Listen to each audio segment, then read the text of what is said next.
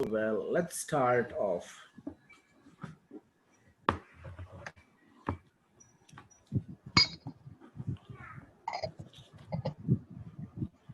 ఎనిమిదో అధ్యాయంలో మనం ఉన్నట్టున్నాము.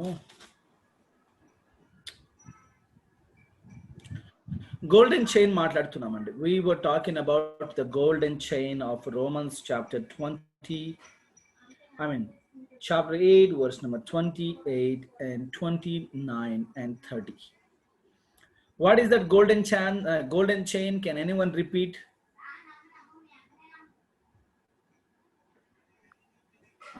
Foreknown, prediction, predestination, foreknowledge, justified, be glorified.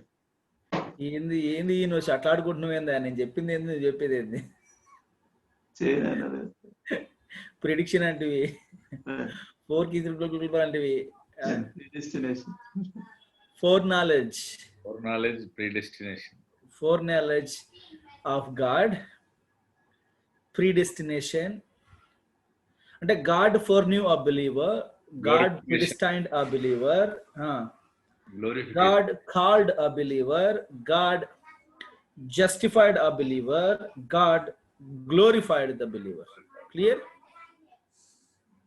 ముందుగా ఎరిగి, నిర్ణయించి, పిలిచి, నీతిమంతునిగా చేసి and glorification, మహిమపరిచాడు.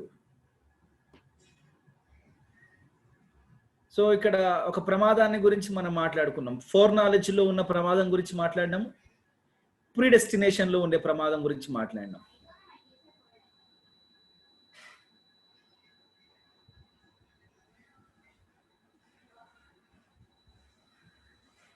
If you have seen of late, మీరు ఎప్పుడైనా నా ఫేస్బుక్ పేజ్ ఫాలో అయి ఉండుంటే అక్కడ వాడి వేడిగా కొంచెం సిద్ధాంతపరమైనటువంటి చర్చ జరుగుతుంది.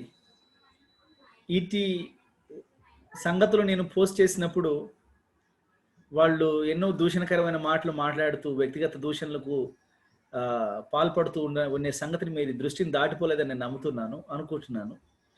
బట్ ఫైన్, మనము ప్రభు కొరకు యాక్టివ్గా ఉన్నామని మీకు కూడా ధైర్యం ఉండాలి కదా. మా సార్ నాలుగు గోళ్ల మధ్య మాకితోనే మాట్లాడుతున్నాడు,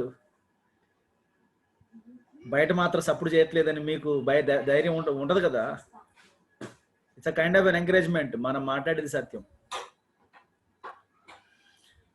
సమస్య ఏంటంటే మనం కూడా హైపర్ గ్రేస్, హైపర్ క్యాల్వినిజం అనే hello Ramu sister, Ramos brothers sister, I mean daughter, she's cute brother. ఆడతా వస్తా వెళ్ళిపోతా.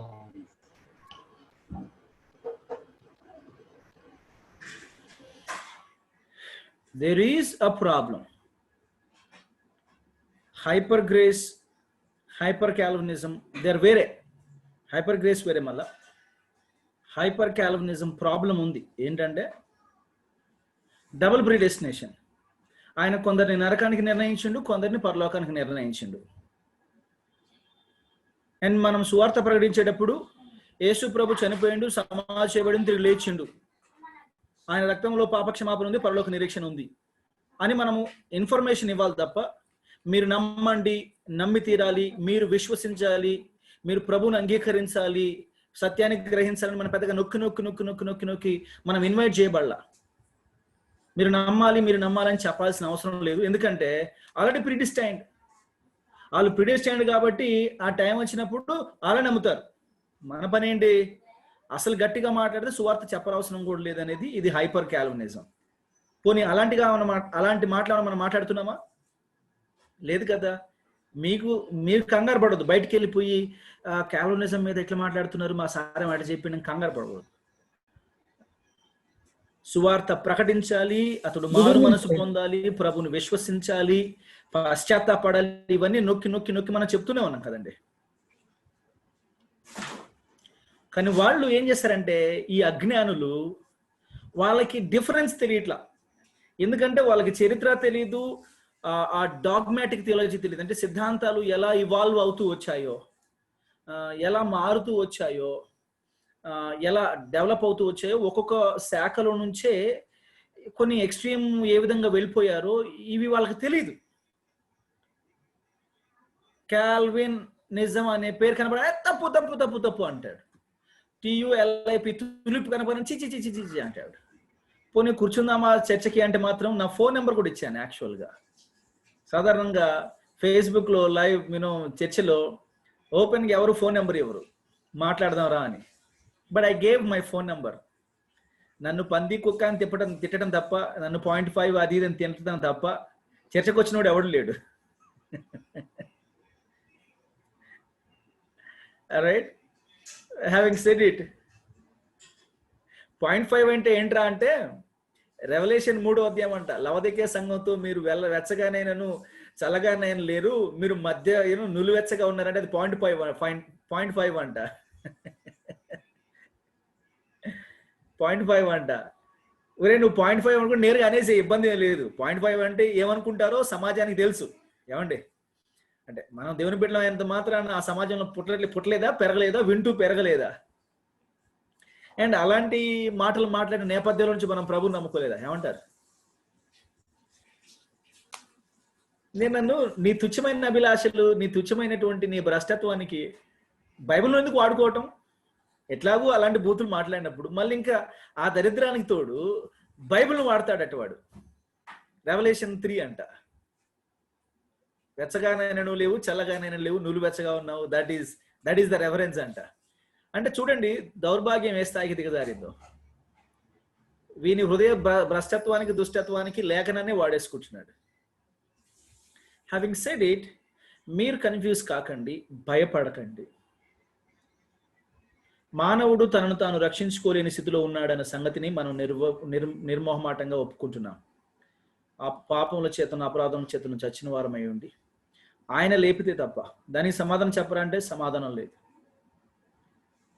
పరిశుద్ధాత్మ వలన తప్ప ఎవడును యేసును ప్రభువుని ఒప్పుకొనలేడు కదా. దానికి సమాధానం ఏంటంటే దానికి మరి ఆన్సర్ ఏంటంటే లేదు.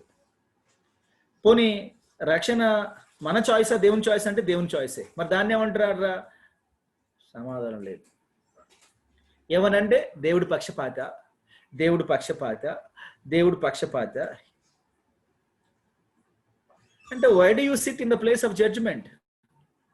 దేవుని యొక్క యాట్రిబ్యూట్స్ని, దేవుని యొక్క క్రియలని తీర్పు తీర్చే స్థాయికి ఎందుకు వెళ్ళిపోతామో మనం అర్థం కాదు. ప్రభు చిత్తం మీద 9వ అధ్యాయంలో ఈ సంగతులన్నీ మాట్లాడుకుంటాం. ఇంకా మనకి అవగాహన ఎక్కువ అవుద్ది. we will continue to discuss. Having said it, so మీరు కంగారు పడొద్దు, అధైర్యపడవద్దు. మనము సత్యములోనే ఉన్నాము, ఆయన కృపలోనే మనం ఉన్నాము. ఇది క్రియల మూలంగా కాదు, మీరు కృప చేతనే రక్షింపబడి ఉన్నారు.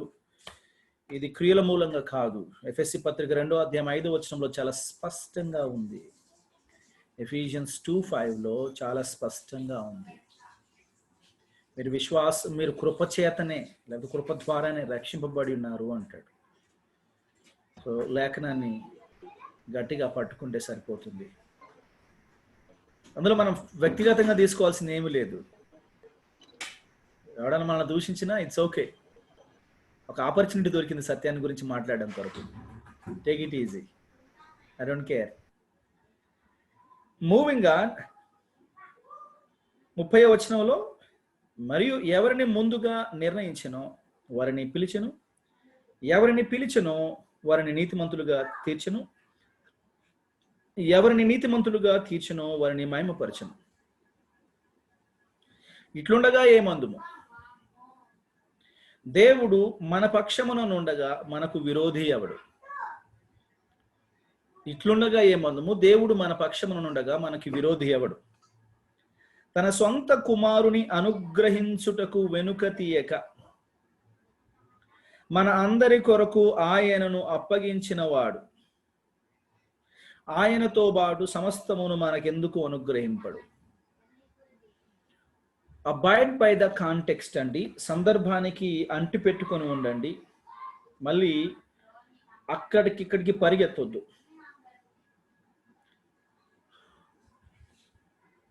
మనకి దేవుడు మన పక్షాన ఉన్నాడు.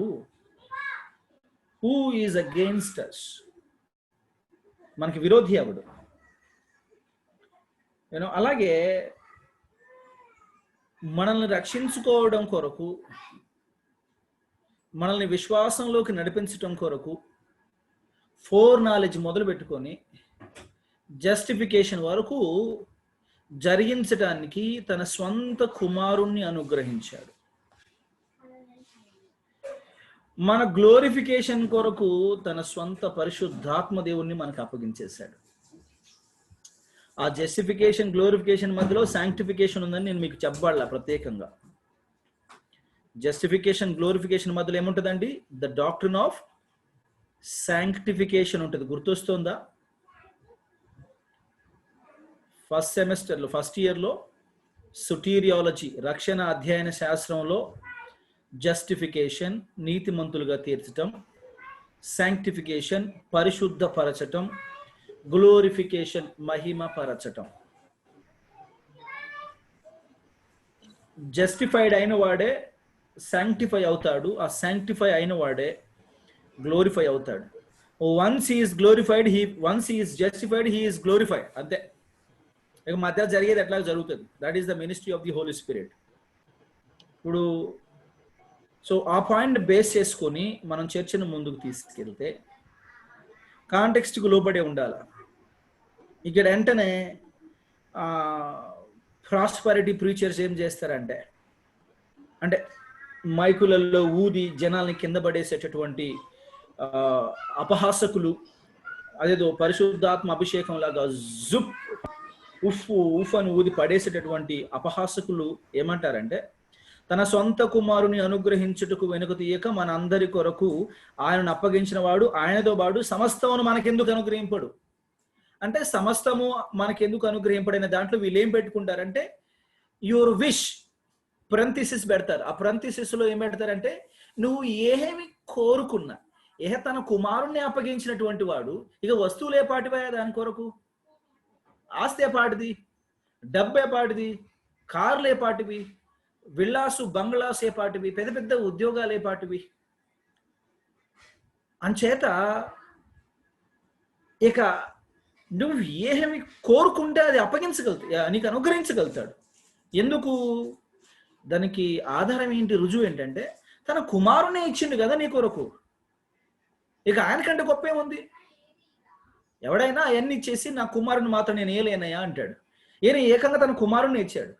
మరి అంత తన సొంత కుమారుని అంత ఘోరంగా చచ్చిపోవడానికి ఇచ్చినప్పుడు నువ్వు సుఖంగా బ్రతకడానికి ఇంకెంతైనా అనుగ్రహించగలడు కదా అనే ఇంటర్ప్రిటేషన్ తీసుకువచ్చి జనాల్ని ఇట్టే మోసం చేసి బురిడి కొట్టించి దేవుని వాక్యాన్ని అపహాసం చేస్తున్నారు. ఎందుకంటే ముందున్నటువంటి రెఫరెన్స్లు మనం చదివితే తర్వాత ఫాలోయింగ్ ప్రిసీడింగ్ కాంటెక్స్ట్. ప్రియ సహోదరులారా, కాంటెక్స్ట్ అనే పదాన్ని మీ మనసులో కాదు గుండెల మీద రాసుకోండి. కాంటెక్స్ట్, సందర్భం అనే పదాన్ని మీరు రాసుకోండి. సందర్భం, కాంటెక్స్ట్. ముందేముంది? Preceding context. దాని తర్వాత ఏముంది? Following context. వ్యాకరణం, గ్రామర్ ఏముంది? ఇవి కొన్ని అంశాలైతే ఆ గ్రంథం యొక్క లేదా ఆ పత్రిక యొక్క నేపథ్యం ఏమిటి అది చెప్పండి. అనదర్ గాస్పల్ అంటే నేను అన్నాను, గాస్పల్ ఏంటి సోదరా అని. డెఫినేషన్ తెలియదు. గాస్పల్ అంటే ఏంటో డెఫినేషన్ తెలియదు. గాస్పల్ అంటే ఏంటో డెఫినేషన్ తెలియనోడు అనదర్ గాస్పల్కి ఏం డెఫినేషన్ చెప్పగలుగుతాడు? చెప్పలేడు. బుక్ ఆఫ్ గలేషియన్స్ ప్రకారము అనదర్ గాస్పల్ అంటే ఏంటి? బుక్ ఆఫ్ గలేషియన్స్ ప్రకారము అనదర్ గాస్పల్ అంటే ఏంటి? యేసుక్రీస్తు రక్తంలో పాపక్షమాపణ పరలోక నిరీక్షణ ఉంటుందని విశ్వసించి మారు మనసు పొందినట్టుగా 3వ అధ్యాయంలో స్పష్టంగా అర్థమవుతుంది. యేసుక్రీస్తు మీ కనుల ఎదుట సిలువ వేయబడినట్టుగా ప్రదర్శింపబడను కదా అంటాడు. అంటే నేను మీకు సువార్త ప్రకటించాను. ఆ సువార్త ఏంటి? ఆయన మరణించాడు, సమాధి చేయబడి తిరిగి లేచి మీ కళ్ళ ముందే సిలువ వేయబడినట్టు ప్రదర్శింపబడాను కదా అంటే అర్థం ఏమిటి అంటే, అంత ఇదిగా నేను మీకు సువార్త ప్రకటించాను, సిలువ మరణాన్ని గురించి బోధించాను. అంటే వాళ్ళు సిలువ మరణంతో అందులోనే పాపక్షమాపణ ఉంది, ఆయన చిందించిన రక్తంలోనే పరలోక నిరీక్షణ ఉందని నమ్మి విశ్వసించి మారు మనసు పొందారని మనకు అర్థమవుతోంది. ఆ తరువాత ఎవడో వచ్చి మీ ధర్మశాస్త్రం ప్రకారం సున్నతి చేయించుకోకపోతే, మీరు ధర్మశాస్త్రం ప్రకారము పండగలు ఆచరించకపోతే, మీరు ధర్మశాస్త్రం ప్రకారము విశ్రాంతి దినాన్ని పాటించకపోతే మీరెట్ట రక్షింపబడతాడని అక్కడ వచ్చేసి అక్కడ చిన్న కొండి పెట్టి కూర్చున్నాడు. అప్పుడు వీళ్ళు భయపడిపోయారు. అదే కదా, నిజమే కదా, ధర్మశాస్త్రాన్ని బట్టి మనము విశ్రాంతి దినాన్ని ఆచరించకపోతే, ధర్మశాస్త్రాన్ని బట్టి సున్నతిని ఆచరించకపోతే, ధర్మశాస్త్రాన్ని బట్టి మనము ఆ యొక్క అర్పణాచారదులు ఆచరించకపోతే ఎలా రక్షింపబడతాము? ఒట్టి విశ్వాసం ద్వారా రక్షింపబడతాము అని వాళ్ళు కాస్త ఏమార్చబడినట్టుగా అర్థమవుతోంది. ఏమార్చబడిన తరువాత ఇక ఆయన 3వ అధ్యాయంలో వచ్చేసి ఇంకా మీరు విశ్వాసం ద్వారా నీతిమంతులయ్యారు అని చెప్పేసి అబ్రహామును కూడా సాదృశ్యంగా తీసుకొచ్చి మాట్లాడుతూ ఎన్నో విలువైనటువంటి అద్భుతమైన సిద్ధాంతపరమైన సత్యాలు అక్కడ మన కోసం నివేదించి పెడతాడు. అది యాక్చువల్గా గలేషియన్స్ లో ఉన్న సమస్య. లీగలిజం ఏమంటారంటే గ్రేస్ వర్సెస్ లీగలిజం అంటారు. గుర్తుపెట్టుకోండి, మీకు కూడా పడి ఉంటుంది ఎప్పటికైనా. ద బుక్ ఆఫ్ గలేషియన్స్ యొక్క మెయిన్ ఐడియా ఏంటంటే గ్రేస్ వర్సెస్ లీగలిజం, లేదా ఫెయిత్ వర్సెస్ లీగలిజం. లీగలిజం అంటే ఏంటి? కష్టపడాలా, ప్రయాసపడాలా, ఆ నీతి క్రియ చేయాలా, ఈ నీతి క్రియలు చేయాలా, ఆ మంచి పని చేయాలా, ఈ మంచి పని చేయాలా, ధర్మశాస్త్రం ప్రకారము అది నెరవేర్చాలి, ఇది నెరవేర్చాలి, as a result you are saved. That is legalism. Faith అంటే ఏంటి? నేను చేయగలిగే పరిస్థితిలో ఉంటే ఇంకా యేసు ప్రభు వచ్చి చచ్చి ప్రాణం పెట్టి సమాధి చేయబడవలసిన అవసరం ఏముంటే? నేను చేయలేకనే కదా, నేను చేయలేనని, నేను సాధించలేనే కదా అనే కదా ఆయన భూలోకానికి వచ్చి ప్రాణం పెట్టి సమాధి చేయబడి తిరిగి లేచింది. ఇదంతా ఆయన చేసినప్పుడు, ప్లస్ ఆయన ఈ కార్యం చేశాడని నేను నమ్మడానికి కూడా పరిశుద్ధాత్మ దేవుడే కారణమైనప్పుడు, ఆ పరిశుద్ధాత్మ దేవుడే నన్ను ఆ శిలువ సత్యంలోకి నడిపించినప్పుడు, ఆయనే నా హృదయాన్ని తెరిచినప్పుడు, ఆయనే నాకు విశ్వాసాన్ని ప్రసాదించినప్పుడు ఇక మరి నేను చేసింది ఏముంది? లేదు. ఆ హ్యూమన్ రెస్పాన్సిబిలిటీని కాదంటామా? మానవుడు స్పందించాలి. నమ్ము అని మనం చెబుతున్నాం, కరెక్టే. మనం నమ్ము అని చెప్పినంత మాత్రం ఎవడ నమ్ముతాడా? లేకపోతే దేవుని కార్యం ఉంటేనే నమ్ముతాడా? మీరు చెప్పండి. సిద్ధాంతం ఏం అక్కర్లేదు, ప్లెయిన్ గా మాట్లాడుతున్నా. నమ్ము అని మనము కింద మీద పడి బ్రతిమలాడుతున్నాం. మనం నమ్మమంటే ఒకడు నమ్ముతాడా? లేదా పరిశుద్ధాత్మ దేవుడు మన హృదయంలో కార్యం చేస్తే నమ్ముతాడా? ఈ ఒక్క మాట మీరు చెప్పండి. Only through Holy Spirit. చర్చ ఏమక్కర్లేదు, మీకు ఆ చర్చతో సంబంధం లేదు. మీరు ఇంతకాలం వింటూ అనుకుంటూ వచ్చిన దాని ప్రకారము మనం నమ్ము అని ఒకరిని చెప్పడం ద్వారా, బలవంత పెట్టడం ద్వారా నమ్ముతాడా? లేదా ఎవడు నమ్మాలన్నా మనం ఎంత బోధించినా ఒకడు నమ్మాలంటే ఆత్మకార్యం అని జరగాల. ఆత్మకార్యంతో నిమిత్తం లేకుండా వాడే నమ్ముకుంటాడు. పోనీ మీరు ఎప్పుడైనా అలా నమ్ముకున్నారా? మీ విషయంలో ఆత్మకార్యం లేదు, ఏం లేదు సార్, నాకైతే నేనే నమ్ముకున్నాను, మీరు చెప్పగలరా? నేను చదివిన డాక్టరీస్ ప్రకారం ఈ 3 years రివ్యూస్ ప్రకారం అయితే మాత్రం దేవుని ప్రమేయం లేకుండా మాత్రం కాదు సార్. అది మీకు అర్థం అవుతోంది కానీ ఇప్పుడు మనం కూర్చున్నాం. మీకు ఏమైనా సందేహం ఉంటే ఇది కదా సార్ అని ఒక ప్రశ్న వేస్తారు, దానికి నేను సమాధానం ఇస్తాను. కన్విన్స్ అవుతారు. లేఖనాన్ని పరిశీలిస్తాం, ఇంకొక లేఖనాన్ని పరిశీలిస్తాం. ఒక వ్యాలిడ్ చర్చ ఉంటుంది. లేదు నువ్వు అది అట్లా కాదు. ఇక మీరు మొదటి నుంచి నేను చెప్పదలుచుకునేదో చెప్పే అవకాశం నాకు ఇవ్వకుండా నేను మొదలుపెట్టిన కాడ నుంచే కుదరదు, అది తప్పు అని మొదలు పెట్టారనుకోండి, ఆ చర్చ ఎక్కడికి వెళ్తుంది? అంటే తటస్థ వేదిక పైన సిద్ధాంత చర్చ జరగట్లేదు. నాకెందుకు లేని ఊరుకోవచ్చులే కానీ మనం ఆ కేటగిరీ కాదు.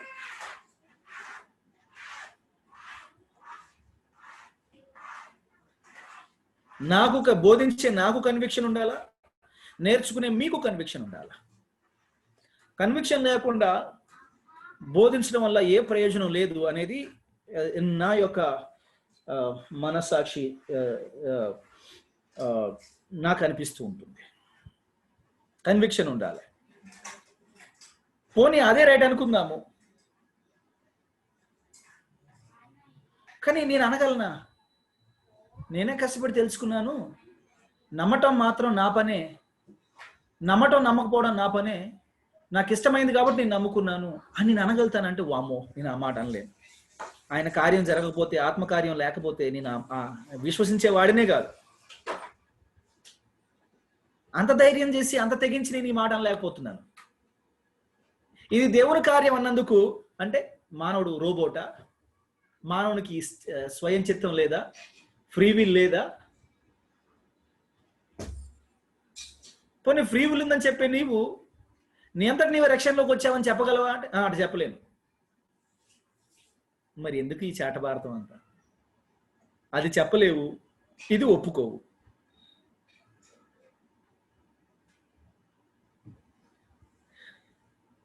పాల్గొనండి, చర్చలలో పాల్గొనండి, ఇబ్బంది ఏం లేదు. భయపడాల్సిన అవసరం, ఆధారపడాల్సిన అవసరం లేదు. సత్యం కోసం సందర్భం, ఏదో ఒక సందర్భంలో మనం నిలబడాల. హ్యావింగ్ సెడ్ ఇట్, ఇక్కడ దాని గురించి మాట్లాడట్లే. రోమపత్రిక 8వ అధ్యాయం 33వ వచనంలో 32వ వచనంలో మీరు ఏది అడిగినా ఆయన ఇస్తాడు, తన కుమారుని ఇవ్వడానికి వెనకాడినటువంటి వాడు ఇంకేమైనా ఎందుకు ఇవ్వడం అనేది. అంటే ఇక్కడ మెటీరియల్ బ్లెస్సింగ్స్ గురించి మాట్లాడట్లేదండి ప్రియులారా.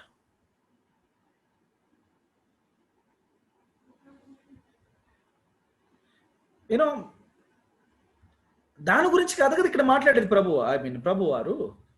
పౌలుని ఏం మాట్లాడుతున్నాడు ఇక్కడ? దేని గురించి మాట్లాడుతున్నాడంటే, ఆయన నీతిమంతులుగా తీర్చిన ఆయన మనల్ని నీతిమంతులుగా తీర్చాడు. 33వ వచనం వచ్చేటప్పటికి, దేవుని చేత మనం ఏర్పరచబడినాం కదా, మన మీద ఎవడైనా నేరం మోపేది? నేరం మోపువాడెవడు? నీతిమంతులుగా తీర్చువాడు దేవుడే. శిక్ష విధించువాడెవడు? చనిపోయినటువంటి క్రీస్తు యేసే. అంతేకాదు, మృతులలో నుండి లేచిన వాడును, దేవుని కుడిపార్శ్వమున ఉన్నవాడును, మన కొరకు విజ్ఞాపనం కూడా చేయువాడును ఆయనే. ఏమర్థం అవుతోంది? ఆయన పై వచనాలలో ఏం మాట్లాడుతూ వచ్చాడు అంటే, పై వచనాలు ఏం మాట్లాడాడు అంటే, మనము ఆ లక్ష్యం వైపు, మహిమపరచబడటం అనే లక్ష్యం వైపు మనం ఏ విధంగా నడిపించబడ్డామో చెప్తూ ఇక 31 నుంచి ఆ లక్ష్యాన్ని మనం ఖచ్చితంగా చేరుకుంటాము, మనం ఖచ్చితంగా మహిమపరచబడతాము అంటానికి గ్యారంటీ ఏంటని కింద చెప్పే ప్రయత్నం చేస్తున్నాడు. He is presenting you the guarantee, absolute guarantee for this goal.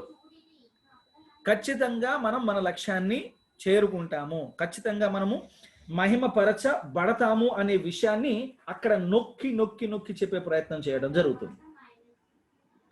ఇక్కడ ఒకవేళ మనం ఒకసారి మహిమపరచబడి నీతిమంతులుగా తీర్చబడి పరిశుద్ధపరచబడుతున్న తర్వాత మహిమపరచబడే అవకాశం లేదు అంటే రక్షణ కోల్పోతున్నట్టే లెక్క. తులిపులో చివరి పాయింట్ ఏంటంటే పర్సెవరెన్స్ ఆఫ్ సైన్స్. అంటే డాక్టర్ ఏంటి? Once saved always saved.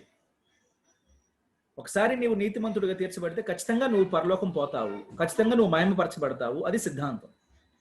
కొన్ని మీలో ఎవరైనా లేదండి మనం మధ్యలో రక్షణను పోగొట్టుకునే అవకాశం ఉందని చెప్పదలుచుకున్నారా? మనం మధ్యలో రక్షణను పోగొట్టుకునే అవకాశం ఉందా?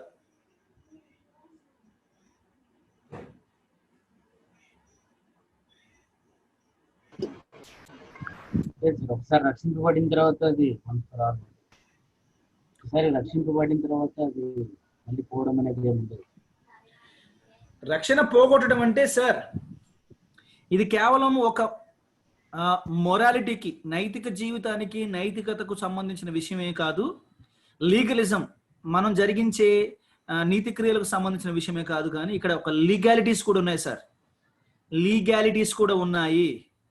ఇప్పుడు మా మధ్యలో ఒక లాయర్ గారు ఉన్నారు, ఆయనతో మాట్లాడదాం. ఇప్పుడు court, what ever the court అండి, ఏ స్థాయిలో ఉంటే ఆ స్థాయి ఒక కోర్టు ఉంటుంది కదా. వాళ్ళు క్లీన్ చిట్ ఇచ్చిన తర్వాత మళ్ళీ లోకల్గా ఉండేవాళ్ళు, అంటే హ్యూమన్ జడ్జిమెంట్స్లో కొంచెం తేడా ఉంటుందిలే, జరుగుతుంది. వాళ్ళు దోషికి కూడా క్లీన్ చిట్ క్లీన్ చిట్ ఇచ్చే అవకాశం లేకపోలేదు అనేది నా అభిప్రాయం. జనరల్గా లోకం కూడా అదే అనుకుంటుంది కదా. నిర్దోషులకు వాళ్ళు శిక్షలు వేసే అవకాశం కూడా లేకపోలేదు. అది చాలా సందర్భాల్లో జరుగుతూ వచ్చింది. బట్ ఇదంతా పక్కన పెడితే ఒకసారి క్లీన్ చిట్ అన్ని వెరిఫికేషన్స్ అన్ని బాగా జరిగి, ఇన్వెస్టిగేషన్స్ అన్ని బాగా చదివి, క్రాస్ ఎగ్జామినేషన్ అన్ని బాగా జరిగి, ట్రయల్స్ అన్ని జరిగి క్లీన్ చిట్ ఇచ్చి విడుదల చేసిన తరువాత మళ్ళీ నేను మళ్ళీ అతనికి శిక్ష వేసే అధికారము నాకుంటదా? లేకపోతే ఏ న్యాయస్థానం అయితే క్లీన్ చిట్ ఇచ్చిందో ఆ న్యాయస్థానమే ఏమన్నా చేస్తే మళ్ళీ లేకపోతే తీర్పును వెనక్కి తీసుకోవటమా, లేకపోతే ఇట్లాంటివి ఏమన్నా జరిగే అవకాశం ఉందా? ఒకసారి క్లీన్ చిట్ ఇచ్చిన తర్వాత న్యాయస్థానం మళ్ళీ తీర్పును వెనక్కి తీసుకునే అవకాశం ఉందా?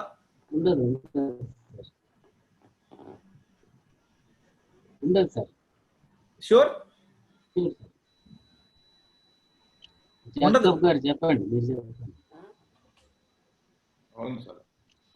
ఒకసారి ట్రయల్ అంతా ఫుల్ ట్రయల్ కంప్లీట్ అయిన తర్వాత ఎక్విటల్ ఇచ్చిన తర్వాత ఇంకా మళ్ళీ దాని మీద మళ్ళీ ఇంకేం ఉండదు సార్. పూర్తిగా డన్ వన్స్ డన్ ఫర్ ఎవరా? డన్ ఇంకా. రైట్. ఒకవేళ ఏమన్నా చేసే అధికారం ఉంటే మళ్ళీ ఆ కోర్టుకే ఉంటుంది తప్ప కింద ఎవరికి లేదు. ఎగ్జాక్ట్గా అంటే అది సరిగ్గా ఫిట్ అయినా ఫిట్ కాకపోయినా కొంచెం మాదిరి తీసుకుంటూ మనల్ని నీతిమంతులుగా తీర్చిన వాడు దేవుడే.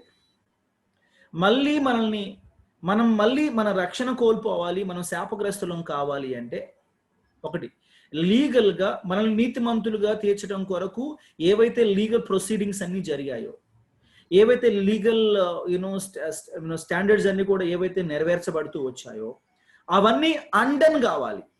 ఐ రిపీట్, మనం రక్షణ కోల్పోవటం అంటే మనల్ని నీతిమంతులుగా చేసే ప్రక్రియలో దేవుడు తన స్థాయిలో, కుమారుడు పరిశుద్ధాత్మ దేవుడు తండ్రి అయిన దేవుడు వారి స్థాయిలో నన్ను విడుదలలోకి లేకపోతే విమోచనలోకి నా పక్షాన విమోచన క్రయధనముగా చెల్లించటం కొరకు ఏవైతే లీగల్ ప్రొసీడింగ్స్ జరిగాయో, లీగల్ ట్రాన్సాక్షన్స్ జరిగాయో ఆ ట్రాన్సాక్షన్స్ అన్ని అండన్ కావాలి. ఆ ట్రాన్సాక్షన్స్ చేసిన వాడు, నన్ను విడిపించేటువంటి వాడు, నా కోసం ప్రాణం త్యాగం చేసినటువంటి వాడు, లేదు నేను వీడి కొరకు ప్రాణత్యాగం చేయలేదు, వీడిని శిక్షించండి అంటే ఆ స్థాయిలో ఒకవేళ బహుశా శిక్షించే అధికారం ఉంది.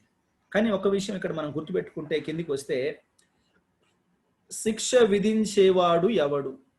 చనిపోయిన క్రీస్తేసే. ఆయనకు ఒక్కరికి ఉంది మనకి శిక్ష విధించే అధికారం.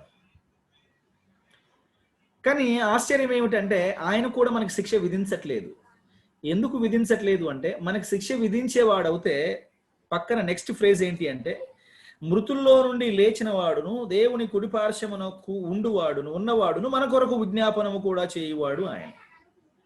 పోనీ ఆయన ఏమన్నా శిక్షించే అవకాశం ఉందా అంటే, ఆయన మన కొరకు విజ్ఞాపనమే చేస్తున్నాడు. ఇంకా శిక్షించే ఉద్దేశం ఉంటే విజ్ఞాపనం ఎందుకు?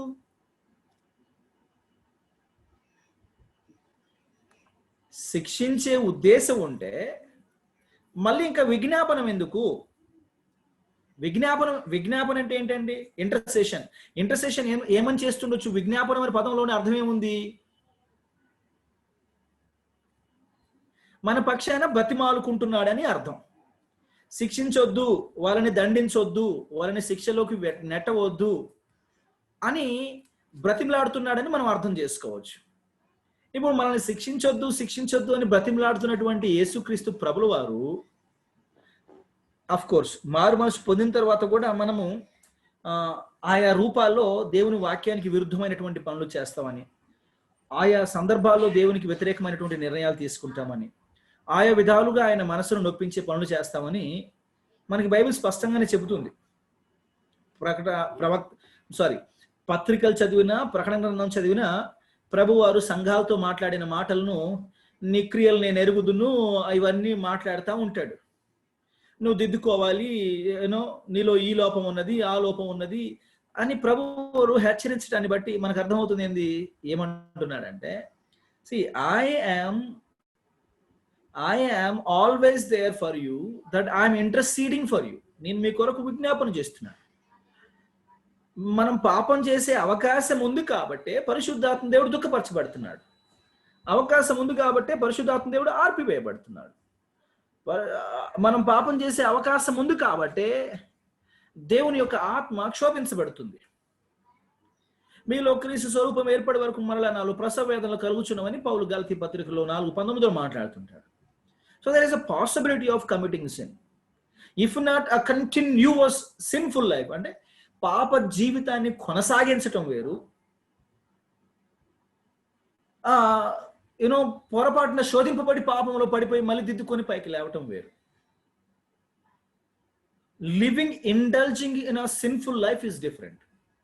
కొందరు పాప జీవితంలో మునిగి తేలి బ్రతుకుతూ ఉంటారు దాంట్లోనే. అట్లాంటి వారిని మనం రక్షింపబడిన వారు అనలేమండి. సో దేవుని చేత ఏర్పరచబడిన వారి మీద ఒక్కసారి ఇంకా మనల్ని దోషులుగా ప్రకటించేవాడు ఎవడూ లేడు. నీతిమంతులుగా మనల్ని తీర్చింది దేవుడు కాబట్టి ఆయన ఈవేళ నీతిమంతులని తీర్చి రేపు సాయంత్రానికి తూచి అనేవాడు కాడు. మేబీ కింది కోర్టు నీతిమంతులు అంటే పై కోర్టు నీతిమంతులు కారంటదేమో, ఆ సాధ్యత కూడా ఉంది కదా. అదే చెప్దాం అనుకున్నాను సార్ మీకు. కింది కోర్టు ఒకసారి పూర్తిగా ట్రయల్ అయిన తర్వాత నిర్దోషిగా ప్రకటిస్తే పై కోర్టులు దాన్ని 99.9% మళ్ళీ దాన్ని దోషాన్ని ఖరారు చేయకూడదని లీగల్ ప్రిన్సిపల్ ఉన్నది. ఓకే, కింద ఒకసారి నిర్దోషాన్ని డిసైడ్ చేసిన తర్వాత టోటల్గా బ్లైండ్గా మీరు విడుదల చేసింది కాకుండా ఫుల్ ట్రయల్ జరిగి ప్రాపర్ లీగల్ ప్రిన్సిపల్స్ అడాప్ట్ చేసుకున్న తర్వాత అక్విటల్ చేస్తే దాన్ని పై కోర్టులు మళ్ళీ రివర్స్ చేయడానికి వీల్లేదనేది స్ట్రాంగ్ లీగల్ ప్రిన్సిపల్ ఉన్నది. కానీ కొన్ని సందర్భాల్లో తీర్పులు తటస్థంగా జరగట్లేదు. అండ్ ఆధునిక కాలంలో ఇంకా ఎక్కువ ఇలాంటి పక్షపాత ధోరణితోటే తీర్పులు వెలువడుతున్నాయని మారల్ కన్విక్షన్స్ అంటారు సార్ వాటిని. మారల్ కన్విక్షన్స్ సుప్రీంకోర్టుకి వెళ్ళినా సుప్రీంకోర్టు కూడా కొట్టేస్తుంది. కింద లీగల్ కన్విక్షన్స్ ఉంటేనే నిలబడుతుంది. మారల్ కన్విక్షన్స్ చాలా మంది దాంట్లో ఎలాంటి ఎవిడెన్సెస్ లేకపోయినా శిక్షిస్తారు. అవి పైకోర్టుకి వెళ్ళిన తర్వాత ఆటోమేటిక్గా they are all moral convictions, legal conviction కాదని కొట్టేస్తారు. బట్ 1% లేకపోతే 0.1% కింది కోర్టు నుంచి నేను హైకోర్టుకి వెళ్తాము, మేము సుప్రీంకోర్టుకి వెళ్తాం అంటారు కదా. అంటే there is a possibility to whatever the degree, to whatever the extent, but there is a possibility అని మనకు అర్థమవుతోంది. కానీ ఒక్కసారి దేవుడు నీతిమంతులుగా డిక్లేర్ చేసిన తర్వాత who else is there beyond him or above him? వాడు నీతిమంతుడు కాదు, యు ఆర్ రాంగ్ అని చెప్పి అంటే are there any occasions that our high court ఏమో దోషులుగా ప్రకటిస్తే సుప్రీంకోర్టు నిర్దోషులుగా ప్రకటించిన సందర్భాలు ఏమైనా ఉన్నాయండి? చాలా ఉన్నాయి సార్. ఓ, పాసిబిలిటీ ఉంది, చాలా పాసిబిలిటీస్ ఉన్నాయి సార్. హైకోర్టు కింద కోర్టు ఒకసారి కరెక్ట్ ఇస్తుంది, హైకోర్టు కావాలని చెప్పి వదిలేస్తుంది, మళ్ళీ సుప్రీంకోర్టు ఫిక్స్ చేస్తుంది. దోషులు నిర్దోషులు కావడం, నిర్దోషులు దోషులు కావడం మనం చూస్తూనే ఉన్నాం కదండి. అవుతుంది sir. But here there is no power beyond him. అంటే సుప్రీం, ఆయనకి మించినటువంటి సుప్రీం పవర్ ఏది లేదు కాబట్టి ఆయన ఒకసారి డిక్లేర్ చేస్తే, నీతిమంతుడిని డిక్లేర్ చేస్తే, నీతిమంతునిగా చేస్తే ఆయన మనుషులలాగా రాగద్వేషాలు, ఫేవరెటిజం, వీటన్నిటికీ అతీతంగా, రాగద్వేషాలకు అతీతంగా, నా పర భేదాలతో నిమిత్తం లేకుండా ఆయనకి నా ఏంటి పర ఏంటి ఆ స్థితిలో ఉంటే తన కుమారుడైన యేసుక్రీస్తు ప్రభు అయినా ఒకటే. అతీతంగా ఒకరిని నీతిమంతుని చేయడానికి మునిపే అన్ని legal proceedings and legal transactions అన్నీ అయిపోతాయి.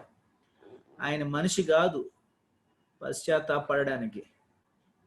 అరే నేను అట్లా చేయాల్సింది కాదు కదా. ఐఎమ్ షూర్ చాలా మంది జడ్జీలు రిటైర్ అయిపోయిన తర్వాత ఒక మనస్సాక్షి కలిగిన వారు అయితే ఏదో ఒక సందర్భంలో బయటికి చెప్పలేరులేండి, అయ్యో బహుశా నేను అలాంటి తీర్పు చెప్పుండాల్సింది కాదేమో. మొన్న సైమన్ గారు అడిగారు సార్ ఈ క్వశ్చన్ వీడియోలో. ఓకే, జడ్జెస్ గురించి అడిగారు.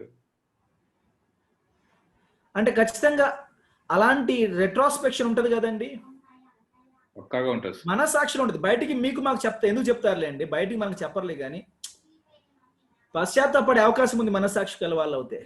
బయటికి కూడా చెప్తారు సార్, ఆశ్చర్యం లేదు. కొన్ని సందర్భాల్లో బహుశా నేను అలా తీర్పు చెప్పుండాల్సింది కాదేమో,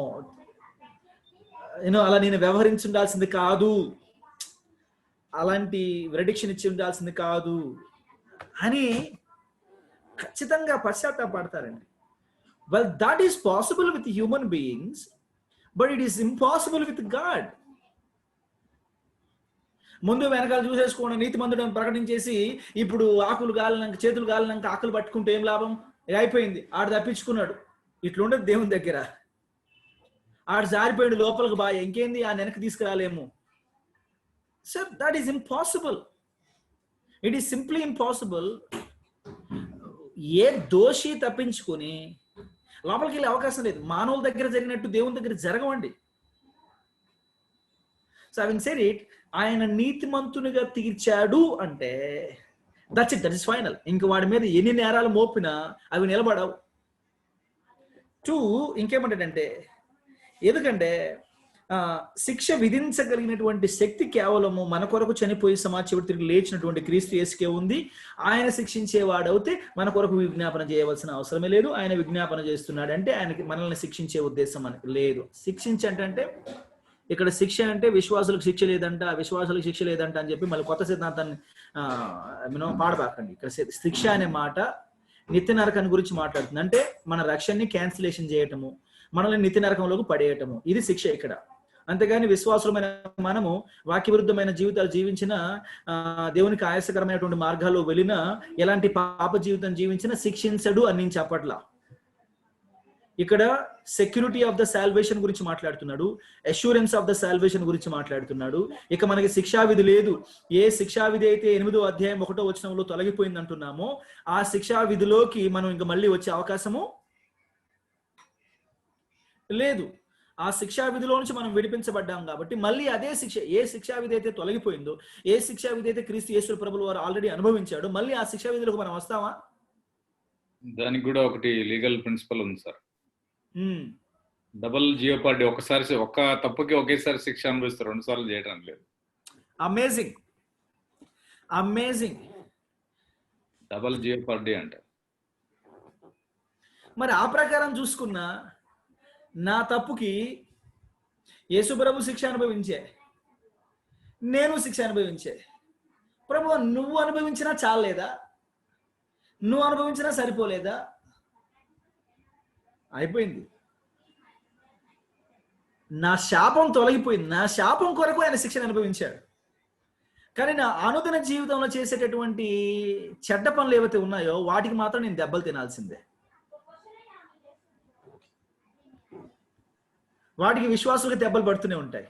రకరకాలు పడుతూ ఉంటాయిలేండి. ఎట్ట పడతాయంటే మరీ మొట్టికాయల రూపంలో పడవలేండి. టంగ్ మని ఎవడో వేసినట్టుగా అనిపించదు, పిడేల్ మని ఎవడో లాగినట్టుగా అనిపించకపోవచ్చు. కానీ బట్ మనము మనస్సాక్షి కలిగి పరిశీలించుకోగలిగితే ఎన్నో రకాలుగా దేవుడు మనకు పాఠాలు నేర్పిస్తుంటాడు. ఏమంటారు సార్? హెబ్రీస్ 6th చాప్టర్లో ఈ మాటకి దీన్ని ఎట్లా అర్థం చేసుకోవాలంటారు? 6th chapter 4th, 5th, 6th వర్సెస్లో ఒకసారి వెలిగించబడి పరలోక సంబంధమైన వరమును రుచి చూసిన తర్వాత మళ్ళీ పడిపోతే అతన్ని మళ్ళీ వెనక్కి తీసుకురావడం అసాధ్యం అని ఉంటుంది అక్కడ. ఇప్పుడు ఒక వ్యక్తి రక్షింపబడి మారు మనసు పొందకుండా దేవుని కార్యాలు అనుభవించే అవకాశం ఉందా? లేదు. మాట్లాడండి సార్, అందరూ మాట్లాడండి ప్లీజ్, మాట్లాడుతూనే ఉండండి, ఎందుకంటే ఇది చాలా వ్యాలిడ్ చర్చ. లేదు సార్. ఒక వ్యక్తి మారు మనసు పొందకుండా, పాపక్షమాపణ, పరలోక నిరీక్షణ లేకుండా, ఇంకోసారి నా ప్రశ్న శ్రద్ధగా వినండి, టైం తీసుకోండి, ఆలోచించండి, ఆన్సర్ చెప్పండి.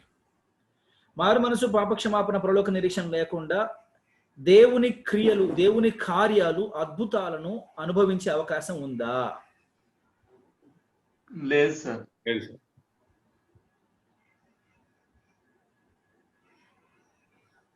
పాస్టర్ గారు చూద్దాం, పురుషోత్తం గారు ఏమంటారు?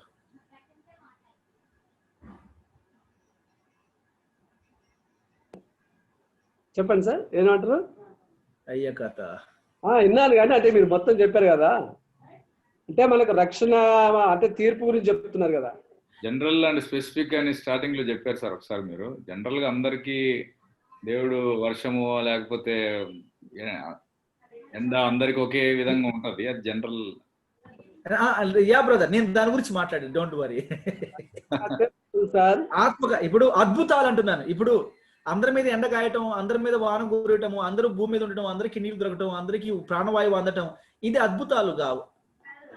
అంటే ఆలోచిస్తే అద్భుతాలేనండి, కానీ మనం మాట్లాడుకున్నటువంటి అప్పటికప్పుడు జరిగే అద్భుత క్రియలు కావు కదా.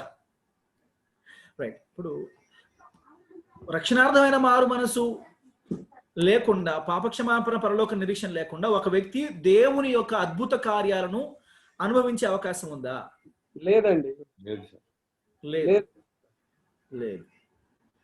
మేరీ ఏమ్మా, మేరీ పద్మనాభం కదా మీ పేరు, మరి గంగాపతులతో ఏదో పెట్టారు అక్కడ. Who is this support 3? Who is supporting me so much? Ruth M, Anil Ebenezer. మళ్ళీ మీరు చెప్తారేం మళ్ళీ అండి? మీరు మళ్ళీ ఉందా లేదా అని అడిగితే డౌట్ వచ్చి మళ్ళీ ఉందని చెప్తారేమో అంటున్నా. లేదు సార్, మళ్ళీ అడిగి డౌట్. రైట్. లేదు. సూటిగా అడుగుతున్నాను, సమాధానం చెప్పండి. యూద ఇస్కరియోతు మారు మనసు పొందాడా, పొందలేదా? పొందాడు. పొందలేదు కదా. మారు మనసు లేదు యూద ఇస్కరియోతు. అయినా వాడు దేవుని కార్యాలను అనుభవించాడా లేదా? అద్భుత కార్యాల్లో పాల్గొన్నాడా లేదా? పాల్గొన్నాడు సార్. ప్లస్ ఇది ఇట్లా పెడదామా? Will go back to old testament. ఐగుప్తు దేశం నుంచి బయలుదేరినటువంటి ఇశ్రాయేలీలందరూ మనకు తెలుసు బయలుదేరినటువంటి వారిలో, ఆ నైట్ బయలుదేరినటువంటి వాళ్ళు పసిబిడ్డ మొదలుకొని ముదుసుల వరకు, అలా ఇద్దరు తప్ప తక్కిన వాళ్ళు ఎవరు మారు మనసు పొందలేదని ఇందాక మీరు కోట్ చేసినటువంటి హెబ్రీ పత్రికలోనే కనబడుతుంది సార్ మనకి 3వ అధ్యాయంలో. అవిశ్వాసం వలన వాళ్ళ శవరములు అరణ్యములు రాలిను అనే మాటలు మనకు కనబడుతూ ఉంటాయండి. అవిశ్వాసం వలనే రాలిపోయాయి వాళ్ళ శవాలని చెప్పేసి మనకు అక్కడ స్పష్టంగా ఉంటది. విషయం ఏమిటి అంటే, అంతమంది మారు మనస్సు లేకపోయినా, ప్రభువుని విశ్వసించకపోయినా దేవుని కార్యాలను అనుభవించారా లేదా? ఎర్ర సముద్రాన్ని దాటారు, మన్నాను తిన్నారు, మారా నీళ్లు మధురమైతే దాటిని తాగారు, వాళ్ళ బట్టలు మాయలేదు, వాళ్ళ చెప్పులు అరగలేదు, వాళ్ళకి తేళ్లు కుట్టలేదు, పాములు గరవలేదు. అంటే సాధారణంగా శిక్ష అప్పుడు కాదు, ఆయన ఆజ్ఞాపించినప్పుడు పాములు గరిచాయిలే, కానీ అదర్ అకేషన్స్ లో నైట్ అలా నడిచిపోతా ఉంటే గబక్కుమని ఒక పాము గరిసేయటము, ఒక తేలు కుట్టేయటము, ఘోర భయంకరమైన ఎడారిలో పోతుంటుండగా ఎడారి పాములు వాళ్ళని కాటేయటము. మన్నాను తిన్నారు వీళ్ళు, అగ్నిస్తంభం రాత్రి, మేఘస్తంభం పగలు. ఇవన్నీ అనుభవించారండి. ఇవన్నీ ఆత్మకార్యాలు, ఇవన్నీ అద్భుతాలు.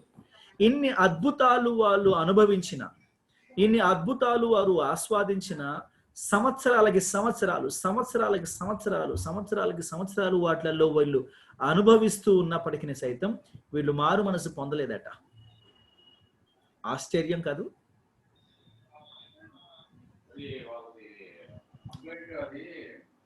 యేసుప్రభుల వారు నూతన నిబంధనలో ఎన్నో అద్భుతాలు చేశారండి.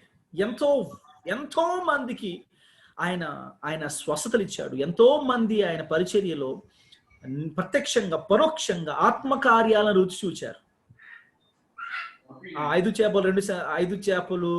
5 రొట్టెలు 2 చేపల సందర్భాన్ని 2 సార్లు మనం పరిశీలిస్తే, ఒకసారి 4,000 మంది అంటే ఇంకోసారి 5,000 మంది అంటారు. వీళ్ళందరూ ఆత్మకార్యాన్ని చూచారు, రుచి చూచారు, కడుపుకు తిన్నారు, అనుభవించారు. ఇప్పుడు ఇవన్నీ పరిశీలించినప్పుడు మీకు ఏమర్థం అవుతోంది? ఒక వ్యక్తి మారు మనసు పొందకున్నా సరే, మారు మనసు పొందినటువంటి వాళ్ళతో బాటుగా ఉండి ఆత్మకార్యాలను అనుభవించే అవకాశం ఉందా? ఉంది సార్. ఉంది ఉంది ఉంది అంటే చాలా మంది అక్కడ యాక్చువల్గా రక్షింపబడింది ఇద్దరే, యాక్చువల్గా వాగ్దాన భూమి చేరింది ఇద్దరే. చచ్చిపోయిన వాళ్ళందరూ అవిశ్వాసంతో చచ్చిపోయారని వాక్యం బోధిస్తుంది. కానీ ఎన్ని వందల రకాలైనటువంటి ఆత్మ సంబంధమైన అద్భుత కార్యాలను వారు అనుభవించారో, అతీతమైనటువంటి కార్యాలను వారు అనుభవించారో మనం ఎవరం కాదనలేం. యేసు ప్రభుల వారి చేతి నుండి జాలువారినటువంటి ఎంతో అద్భుత కార్యాలను చాలా మంది ఆస్వాదించారు. కానా పెళ్లిలో ఆ నీళ్లను ద్రాక్షరసంగా మార్చినప్పుడు తాగి తూగినటువంటి వాళ్ళు చాలా మంది ఉన్నారు. ఇలా ఒక సందర్భంలో కాదు, రొట్టెల గురించి చేపల గురించి నేను మాట్లాడట్లేదు, కానీ ఆయన వస్త్రపు చెంగులు ముట్టి ఆయనను తాకి స్వస్థపరచబడినటువంటి వారు ఎంతో మంది ఉన్నారు. ఆయన ఎంతో మందిని స్వస్థపరిచారు, ఆ అద్భుతాలు అనుభవించారు. కానీ ఇలా అద్భుతాలు అనుభవించిన వాళ్ళందరూ, ఇన్క్లూడింగ్ జూడా ఇస్కరియేట్, మారు మనసు పొందే అవకాశం నాట్ నెససరీ. మారు మనసు లేకున్నా సరే దేవుని పిల్లలతో బాటుగా ఉండి ఆ కార్యాలను అనుభవించి రుచి చూసే అవకాశం ఉందని మనకు బైబిల్ బోధిస్తుంది. దాన్నే ఎంకరేజ్మెంట్ కి తీసుకొని చాలా మంది ఇప్పుడు అదే విధంగా ఉండే అవకాశం ఉంది కదా సార్. లక్ష్యము భూలోకములో ఏదో రకమైనటువంటి భౌతిక ఆశీర్వాదాలు పొందుకోవడం కాదు. సత్యవాక్యం వినేవాడు ఎవడైనా పాపక్షమాపణ పరలోక నిరీక్షణ కోరుకుంటాడు. నేను ఒక పాపిని, నా మీద చాలా వారెంట్ ఉంది, అదంతా నేను క్లియర్ చేసుకోవాలి, చాలా ఉంది, ఆ శాపం అంతా పాపం అంతా తొలగిపోవాలని కోరుకుంటాడు. ఎవడైనా ఇగో ఇప్పుడు చాలా మంది 5 రొట్టెలు 2 చేపల కోసం ప్రభువు వారు వెంబడించినటువంటి వారు గోకోలలో ఉన్నారు.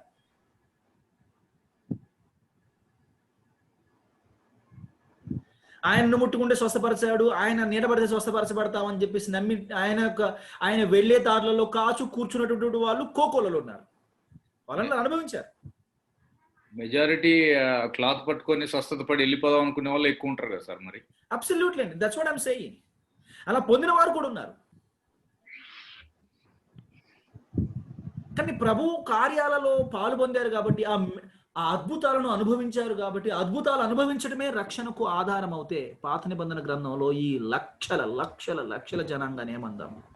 అద్భుతాన్ని అనుభవించాడు కాబట్టి నయమాను అంతే. నయమాన్ రక్షింపబడినట్టేనా? మారు మనసు పొందినట్టేనా?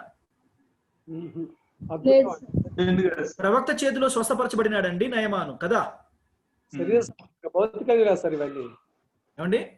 ఇవన్నీ భౌతికంగా కదా అద్భుతాలు. అది రక్షణ కాబట్టి భౌతికంగా అంత గొప్ప అద్భుతం పొందాడు, మామూలు అద్భుతం కాదు. కాబట్టి నయమాన్ ఖచ్చితంగా మారు మనసు పొందాడంటే లేదు.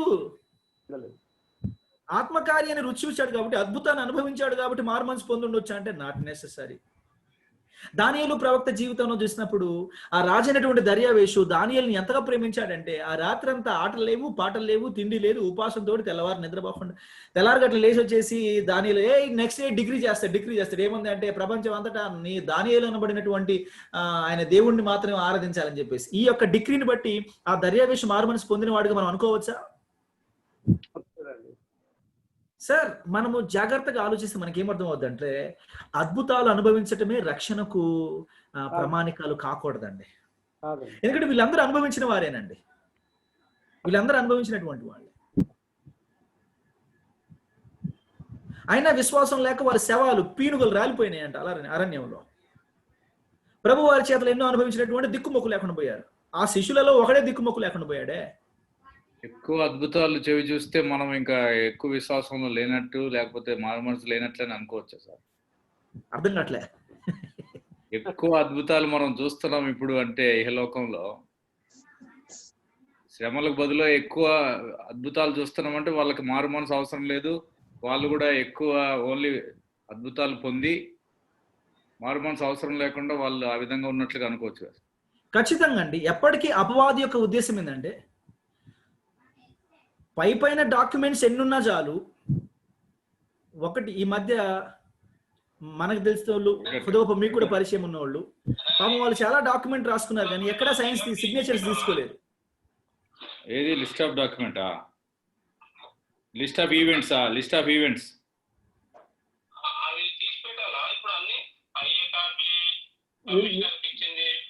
తీసిపెట్టు అన్ని తీసిపెట్టు. జేకబ్ గారు మ్యూట్ లో పెట్టండి. జాకబ్ గారు మ్యూట్ పెట్టండి. ఒక సెట్ తీసిపెట్టు. జాకబ్ గారు మ్యూట్ లో పెట్టండి.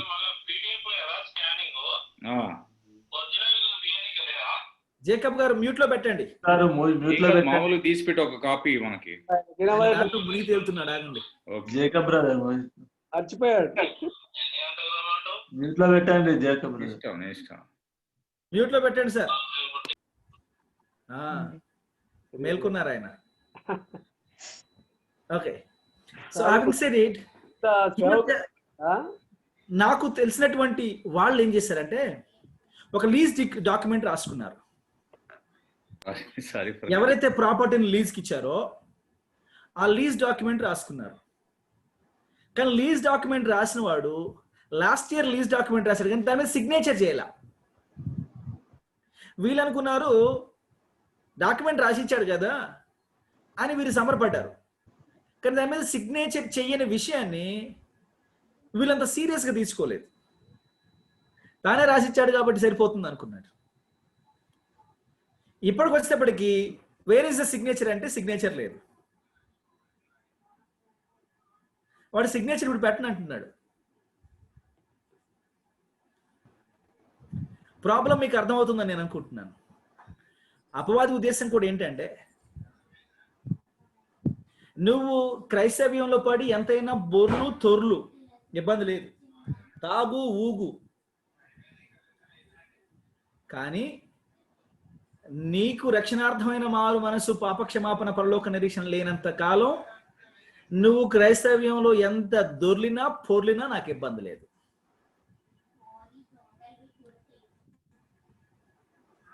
అలాంటి వాడు అనమాట.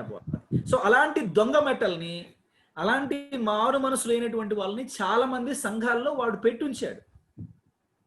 ఎందుకంటే భ్రమలో వాళ్ళు బ్రతకాలి కాబట్టి. వాళ్ళు బయటికి రారు భ్రమలో నుంచి.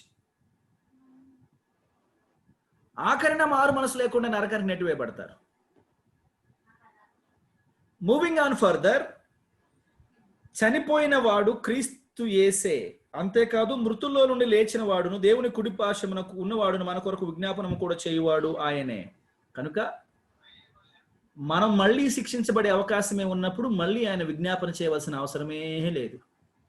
ఆయన విజ్ఞాపన చేస్తూ ఉన్నాడంటే ఆయనకి మనల్ని శిక్షించే ఉద్దేశం లేదు అని అర్థం. అంటే మళ్ళీ మన రక్షణను క్యాన్సిల్ చేసి మళ్ళీ మనల్ని ఏ శిక్షా విధిలో నుంచి తప్పించాడో అదే శిక్షా విధిలోకి, మన యొక్క ఏ శిక్షా విధిని అయితే తాను భరించాడో మళ్ళీ అదే శిక్షా విధిని మనకి కూడా ఇచ్చేటటువంటి పరిస్థితి లేదు కాబట్టి మన కొరకు విజ్ఞాపన చేస్తున్నాడు.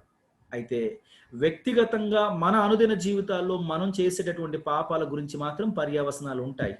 అవి ఇప్పుడైనా ఉండొచ్చు, లేకపోతే పరలోకం వెళ్ళిన తర్వాత దాని ఏమంటారు ఆ బీమా థ్రోన్ జడ్జిమెంట్ లోనైనా మన బహుమానాల మీద ఇంపాక్ట్ పడుతుండొచ్చు, మన గిఫ్ట్స్ మీద ఇంపాక్ట్ పడుతుండొచ్చు, మన ఏమంటారు అప్రిషియేషన్, మన రివార్డ్స్ మీద ఇంపాక్ట్ పడుతుండవచ్చు.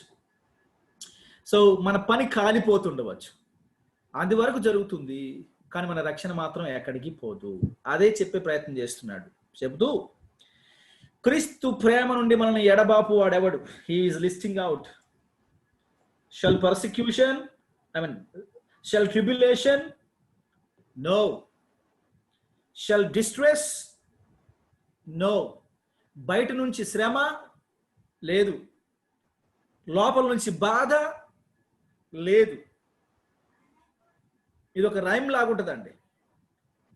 క్రీస్తు ప్రేమ నుండి మనల్ని ఎడబాపు వాడేవాడు. Who can separate us? Persecution from outside, బయట నుంచి శ్రమ, లోపల నుంచి బాధ.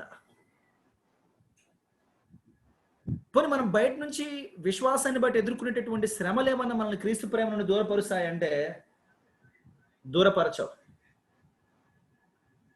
అలాగే లోపల కలిగే బాధ ఉంటుంది మనకి. కారణాలు ఏవైనా అయి ఉండవచ్చు.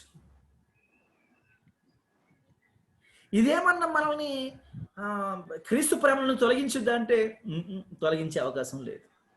ఎడబాపుతుందా? ఎడబాపే అవకాశం లేదు. Shall distress? No. Shall persecution? Shall tribulation? No. Shall persecution? No. హింస, శ్రమ లేదు, హింస కూడా మనని ఎడబాపజాల. Shall famine? కరువు? నో. Shall nakedness? వస్త్రహీనత? No. నో. Shall peril? ఉపద్రవం? నో. Shall sword? ఖడ్గం? నో. No. ఇది 31వ వచనం నుంచి కాంటెక్స్ట్ ఏంటంటే మనల్ని క్షేమంగా గమ్యం చేర్చేంత వరకు మనల్ని చూడండి 5వ అధ్యాయం, రోమపత్రిక 5వ అధ్యాయం 10వ వచనం గట్టిగా స్పష్టంగా చదవండి. 5:10. ఏలైనగా శత్రువులమై ఉండగా ఆయన కుమారుని మరణము ద్వారా మనము దేవునితో సమాధానపరచబడిన ఎడల సమాధానపరచబడిన వారమై ఆయన జీవించుట చేత మరి నిశ్చయముగా రక్షించబడుదుము. అది లెక్క. ఇక శత్రువులమై ఉండగానే మనల్ని ఆయన రక్షించుకున్నప్పుడు ఇంకా మనం ఒకసారి మారు మనసు పొందిన తర్వాత మనం మళ్ళీ పరలోకం చేరడానికి ఆయన ఏమైనా చేస్తాడు. ఏమైనా చేసే ప్రక్రియలో తన ఆత్మని అనుగ్రహించాడు. ఎంతవరకైనా వెళ్తాడు కానీ మనల్ని మాత్రం వదులుకోడు అనే అర్థం వచ్చేటట్టుగా చర్చ మొదలవుతుంది అక్కడ. అంతేగాని మనం ఏం ఆశిస్తే అది అనుగ్రహిస్తాడని మాత్రం అక్కడ లేదు. దయచేసి దాన్ని మెటీరియల్ బ్లెస్సింగ్, భౌతిక ఆశీర్వాదాలకు ఆధారంగా ఆ 32వ వచనాన్ని వాడుకోకూడదని, వాడుకునే వాళ్ళని ఖండించాలని నా మనవి, ప్రార్థన. Moving on.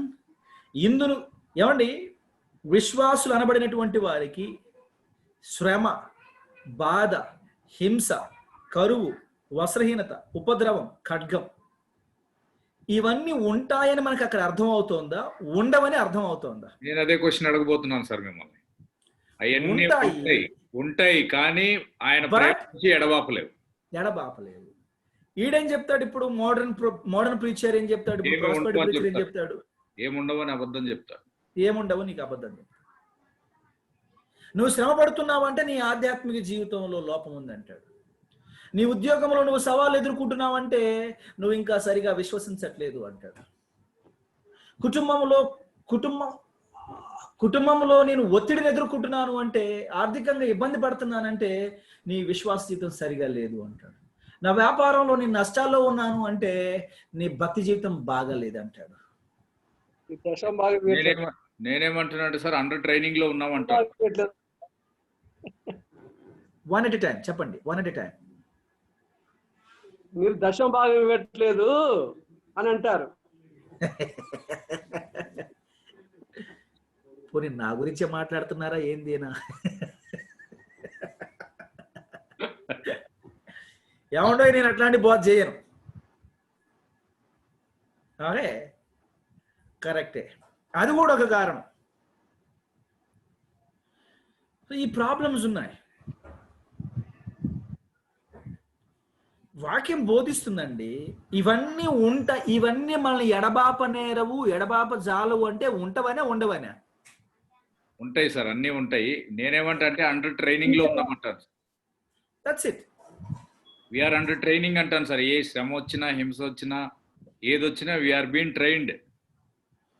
ఇప్పుడు ఫిలిప్పీ పత్రిక 1వ అధ్యాయంలో ఈ మాట మనకి ఆల్రెడీ రాయబడి ఉంది. ఎందుకు చదవరో జనాలు, ఎందుకు చదివినా పట్టించుకోరా, ఒకవేళ పట్టించుకున్నా అవసరం లేదనుకుంటారా? 30వ వచనం, క్రీస్తునందు 1:30, క్రీస్తునందు విశ్వాసం ఉంచుట మాత్రమే గాక ఆయన పక్షమున శ్రమ పడుటయు ఆయన పక్షమున మీకు అనుగ్రహింపబడెను. It's their part and parcel. 5వ అధ్యాయంలో కూడా చెప్పుకున్నాం కదా, మనకి భౌతికంగా ఒకటే ఉంది. ఏంటది? నీతిమంతునిగా తీర్చబడటం వల్ల నాకు కలిగే 5 ప్రయోజనాలు చెప్పుకున్నాం మనం. 5 ప్రయోజనాలలో ఒక ప్రయోజనం మాత్రమే ఫిజికల్ అనుకున్నాం. ఆ ఒక ప్రయోజనం కూడా ఏంటది? శ్రమలో అతిశయం. అదొక్కటే ఉంది సార్. శ్రమలో అతిశయం అని చెప్పి ఆ రోజుల్లో మాట్లాడుకున్నాం. ఒకటే ఉంది భౌతికంగా, ఆ భౌతికమైనది కూడా శ్రమలో అతిశయం అని చెప్పుకున్నాము. ఇందును గూర్చి వ్రాయబడినది ఏమనగా, నిన్ను గూర్చి దినమెల్లా వధింపబడిన వారము, వధకు సిద్ధమైన గొర్రెలమని మేము ఎంచబడినటువంటి వారము. ఈ మాట అర్థం తెలుసా మీకు? నిన్ను బట్టి దినమెల్లా మేము వధింపబడిన వారము, వధకు సిద్ధమైన గొర్రెలమని మేము ఎంచబడినటువంటి వారం, వధించబడుతున్న వారము, దినమెల్లా వధించబడిన వారం. సాధారణంగా ఏ జంతువు నేను ఎంతసేపు వధిస్తారండి? ఒక్క దెబ్బకే వధించేస్తా. 1, 2, 3, 4 అయిపోయాయి. ఎంతసేపు పట్టుద్దండి? ఇప్పుడు తుర్కోళ్ళు ఉన్నారు, కత్తేసుకుని పర్రా అటు ఇటు కింగ్ అంటాడు, గొంతు పెట్టి సట్ ఆగుతాడు, అంతే, ఇంకేం లేదు. ఫ్రాక్షన్స్ ఆఫ్ సెకండ్స్ అండి, గంటలు పట్టదు చంపడానికి. అంటే మొండికైతే అయితే వేరేగా ఉంటుందిలేండి. మొండికత్తి వేసుకొని గొంతు మీద లాగి లాగి లాగి లాగి లాగి అది ఘోరంగా ఉంటుంది. విశ్వాసుల జీవితాలు ఎలా ఉంటాయంట అంటే దినమెల్లా వధించబడుతున్న అనుభవం ఉంటుందట. ఒక పట్టాన అయిపోదు అది, ఒకేసారి అయితే అయిపోతుంది. అట్లా కాదు, it continues all the day and every day. అంటే పొటెన్షియల్ గా విశ్వాస జీవితం అలా ఉంటదట. అంత శోధనలతో నిండుకుని ఉంటదంట, అన్ని సవాళ్ళతో నిండుకుని ఉంటదంట. పోనీ మనకేమైనా ఉన్నాయి అట్లాంటివి? లేవు. వధకు సిద్ధమైన గొర్రెలం. ఇంకో విషయం చెప్తాడు ఏంటంటే, కొన్ని సందర్భాల్లో మనము చికెన్ షాప్కి వెళ్ళినప్పుడు ఆడు కోళ్ళు కోసి పెడతాడా, దాదాపు ఇంకో 10, 20, 30 కోళ్ళు ఉంటాయి వాటిల్లో. పాపం అవి తెలియక తింటా ఉంటాయి, టక్క తింటా ఉంటాయి వాటి మీద పడి. మటన్ కొట్టు దగ్గర కూడా వాడు ఆల్రెడీ 2, 3 కోసి పెడతాడా, 3, 4 మళ్ళీ కట్టేసి అక్కడ వాటి ముందు ఆకులు అలములు వేస్తాడు. ఇవి పాపం ఏం తెలియక మళ్ళీ ఆకులు అలము టక్క మేచేస్తూనే ఉంటాయి.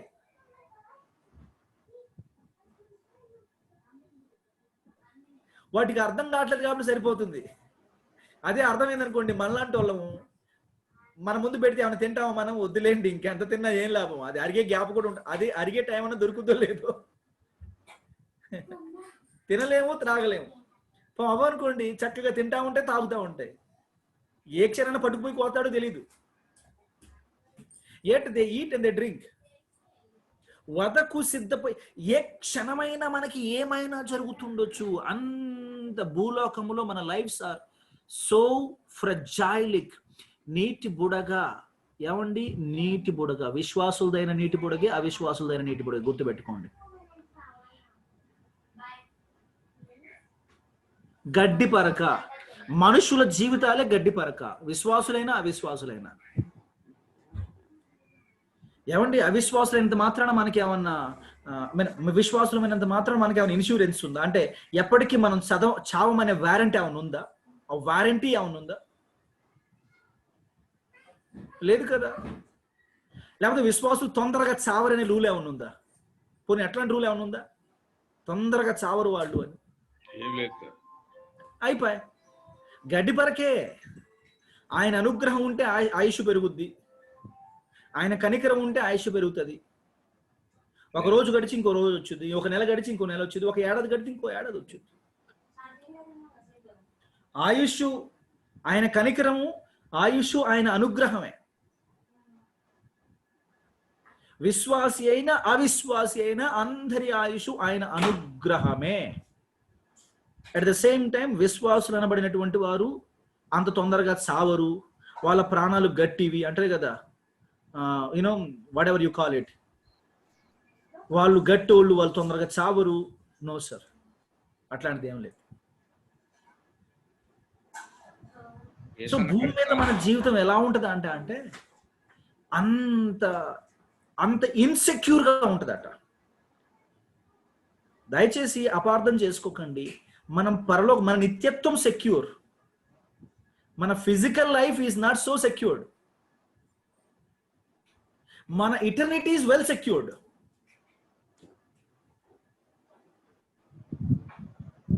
విశ్వాసులకి యాక్సిడెంట్లు కాకుండా, విశ్వాసులకి అనారోగ్యాలు రాకుండా, విశ్వాసులకి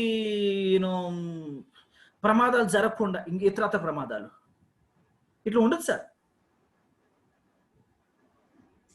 అట్లా ఉండదండి. నాకు 3 times యాక్సిడెంట్ అయింది సార్ కారులో, హైవే మీద. ఏమండి? 3 times హైవే మీద కార్ యాక్సిడెంట్ అయింది నాకు. ఆయన అనుగ్రహం ఉంది కాబట్టి ఆయుష్ పొడిగించాడు దేవుడు. అవును సార్, అవును. లారీ వచ్చి గుద్దింది ఒకసారి నన్ను.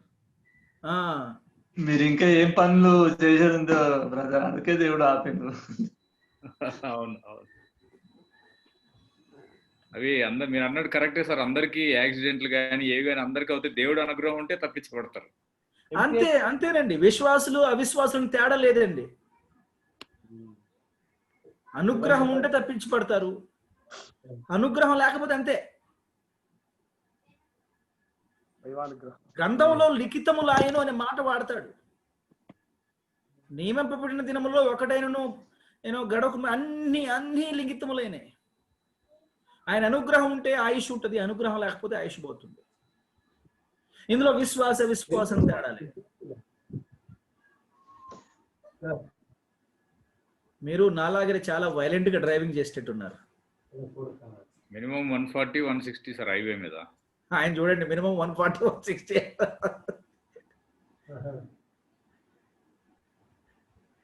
తగ్గించండి కొంచెం, 100-120కి రండి. తక్కువ స్పీడ్ లో పోయినప్పుడే యాక్సిడెంట్లు అయింది సార్, ఎక్కువ స్పీడ్ లో ఎప్పుడు అవ్వలేదు. అయ్యా, ఎవరు మాదిరిగా తీసుకోబాకండి, అది సాక్ష్యం కాదు. దయచేసి ఎవరు పట్టుకోబాకండి. ఆయన చూడండి, హై స్పీడ్ లో పోతే యాక్సిడెంట్ కావట్లేదని చెప్తున్నాడు. ఎవరు తీసుకోబాకండి అయ్యా అవి. వీటికి కాలేజీకి ఏ సంబంధం లేదు యాక్చువల్ గా. సార్ పాస్టర్ గారు, మీరు ఇంకా ఎంటీహెచ్ కంప్లీట్ చేయాలి. కుమార్ సార్ చెప్పే లెసన్స్ అన్ని బాగా వినాలి, తగ్గించాలి. So but it is better we be careful అండి. ఆయననే కాదు, మనం అందరం కూడా. I multiple times had that. దైవానుగ్రహం వల్లనే రక్షింపబడినాను, దైవానుగ్రహం వల్లనే బయటపడినాను నేను, నాకు అనిపించింది. ఎందుకంటే నేను కూడా అట్లాంటి డ్రైవింగ్ అంటే మరీ 140-150 కాదులే కానీ 120లోనైనా 100లోనైనా ఇన్ఫర్మేషన్ ప్రాపర్ కుదరకపోతే క్యాలిక్యులేషనే కదండి. ఈ క్యాలిక్యులేషన్స్ ఫ్రాక్షన్స్ ఆఫ్ సెకండ్స్ లో ఉంటుంది క్యాలిక్యులేషన్. అంతే సార్. ఒక సందర్భంలో ఒక ట్రక్ ముందు వెళ్తుంది, నైట్ మీటింగ్ చేసుకొని వస్తున్నాం హైదరాబాద్, ట్రక్ ముందు వెళ్తుంది, రోడ్ సైడ్ పార్కింగ్ చేసినటువంటి స్టేషనరీ వెహికల్ ఒకటి ఉంది, ట్రక్, అది కూడా ట్రక్కే. సో నేను ప్రతి ఒక్కరి అనిల్ బ్రదర్ మ్యూట్ లో పెట్టండి. మేమున్నామని ముందుకు వచ్చి ప్రాణాలు.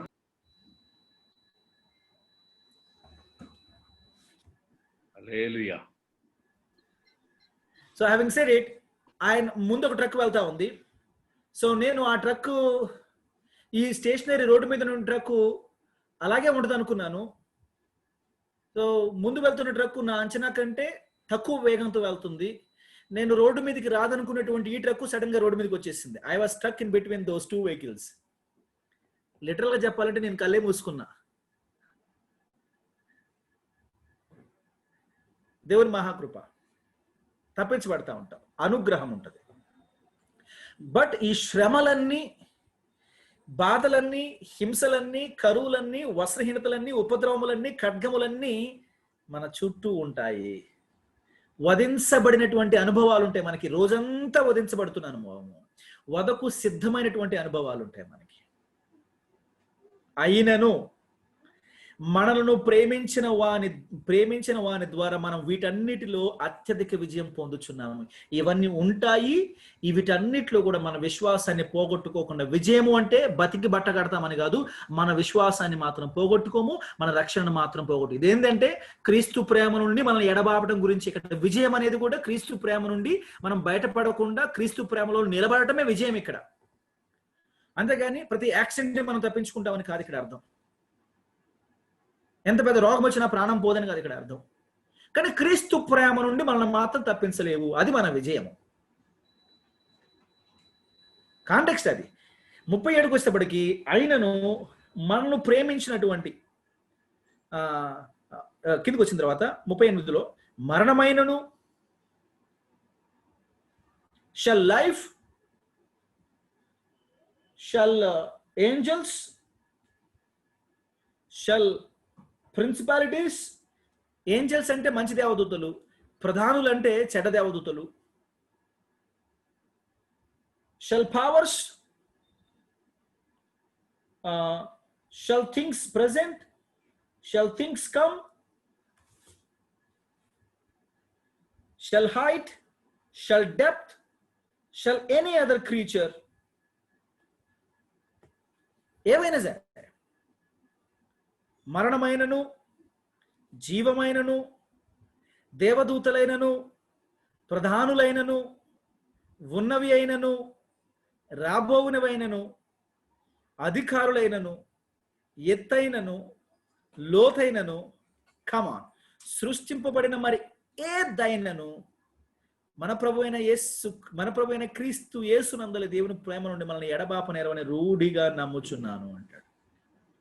This is the security of salvation. This is the security of salvation. 31వ వచనం నుంచి 39వ వచనం వరకు రక్షణ నిశ్చయతన గురించి మాట్లాడుతున్నాడు, కానీ భౌతిక ఆశీర్వాదాల గురించి మాట్లాడట్లా. మనం విశ్వాసం కోల్పోకుండా ప్రభువులో నిలబడటం గురించి మాట్లాడుతున్నాడు, కానీ భౌతికంగా ప్రాణం పోగొట్టు కొనకుండుట గురించి మాట్లాడట్లా. విశ్వాసుల జీవితాలు భూలోకం అతీతం కాదు, మనవి కూడా మామూలు ప్రాణాలే, కానీ మన ప్రాణాలు పరలోకంలో చేర్చుకొనబడతాయి. యేసుక్రీస్తు రక్తంలో కడగబడినటువంటి వారిగా మనకి లైఫ్ ఇన్సూరెన్స్ ఉంది, ఇటర్నల్ ఇన్సూరెన్స్ ఉంది, ఇటర్నల్ సెక్యూరిటీ ఉంది. అది మినహాయించి మనం కూడా సాధారణమైనటువంటి మనుషులమే. ఆయన అనుగ్రహం ఉంటే మనం ప్రమాదాల్లో నుంచి, అనుగ్రహం ఉంటే ఇబ్బందుల్లో నుంచి, అనుగ్రహం ఉంటే అపాయాల్లో నుంచి, అనుగ్రహం ఉంటే సమస్యల నుంచి, అనుగ్రహం ఉంటే అనారోగ్యాల నుంచి బయటపడతాం. ఆయన కనికరం, ఆయన దయ, ఆయన వాత్సల్యం, ఇందులో మన గొప్పతనం ఏమి లేదు. బట్ ఒకటి, no matter what, there is nothing that can make us lose our salvation. మన రక్షణను పోగొట్టగలిగింది ఏది లేదు. అంటే ఇక్కడ మెన్షన్ చేసినవి కాకుండా ఇంకేమైనా ఉన్నాయా పొటెన్షియల్ గా? Is there anything else you think that can snatch us, that can separate us from the law of the Father? అంటే ఇక్కడ ప్రస్తావించబడినవి కాకుండా ఇంకేమైనా ఉన్నాయా? Do you think there is something else that can separate us from the love of the Father?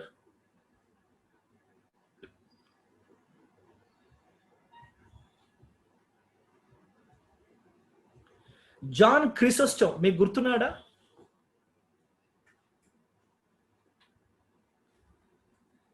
ఎవరు sir, ఏ ఊరు ఆయన అంటున్నారు కదా? సరే మీరే చెప్పినట్టు గుర్తు. Theodore John Chrysostom, the school of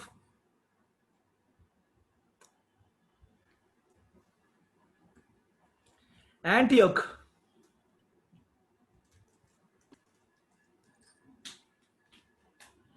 John Chrysostom and Theodore అనే ఇద్దరు గొప్ప పండితులు ఉండేవారని. Theodore is highly great theologian and John Chrysostom highly educated and rationalist, and Theodore is kind of more of a preacher. ఒకసారి ఆయన్ని రోమా ప్రభుత్వం చక్రవర్తి ఎదుటికి 5వ శతాబ్ద కాలంలో నువ్వు విశ్వాసం నుంచి తప్పుకోవాలి, నీ విశ్వాసాన్ని నువ్వు విడిచిపెట్టాలి అని బెదిరిస్తూ చక్రవర్తి ఎదుటికి ఆయన తీసుకొచ్చారట.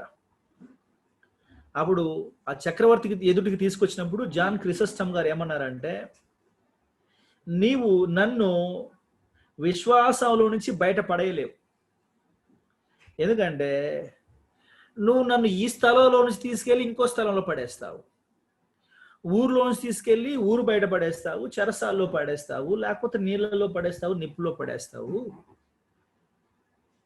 బట్ నన్ను విశ్వాసంలో నుంచి మాత్రం బయటపడేయలేవు. అండ్ నా దేవుని సన్నిధిలో నుంచి మాత్రం బయటపడేయలేవు. ఇంట్లో నుంచి తీసుకెళ్తావు, నన్ను గుళ్ళో నుంచి లాక్కెళ్ళిపోతావు. నువ్వు ఎక్కడేసినా నన్ను దేవుని సన్నిధిలో వేస్తావు.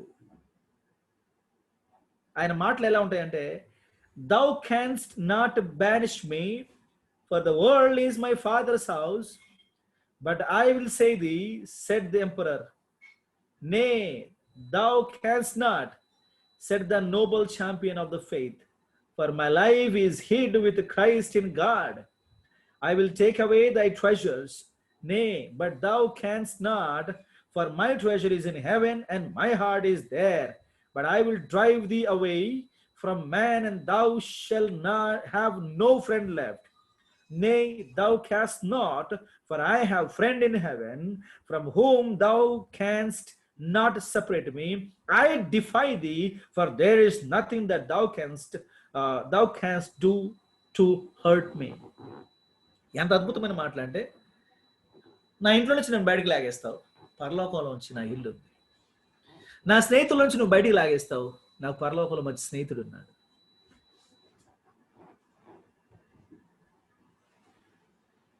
నా స్నేహితులు, నా కుటుంబ సభ్యుల నుంచి నేను బయటికి లాగేస్తావు, I have still a family there. నన్ను భౌతికంగా హింసించగలుగుతావేమో కానీ నా నిత్యత్వము చాలా సురక్షితంగా ఉంది. సో ఐ డిఫై ది, నేను నిన్ను తృణీకరిస్తున్నాను. యాజ్ అన్ ఎంపరర్ నిన్ను తృణీకరిస్తున్నాను, దేవుణ్ణి కాదు. నిన్ను తృణీకరిస్తున్నా, ప్రభువుని కాదు. నిన్ను ఐ డిఫై ది. జాన్ క్రిసిస్టమ్ గారు పలికినటువంటి అద్భుతమైనటువంటి మాటలు. చరిత్ర చదివినప్పుడు చాలా విషయాలు మనకు తెలుస్తూ ఉంటాయి పిల్లలు. It's better we read the history.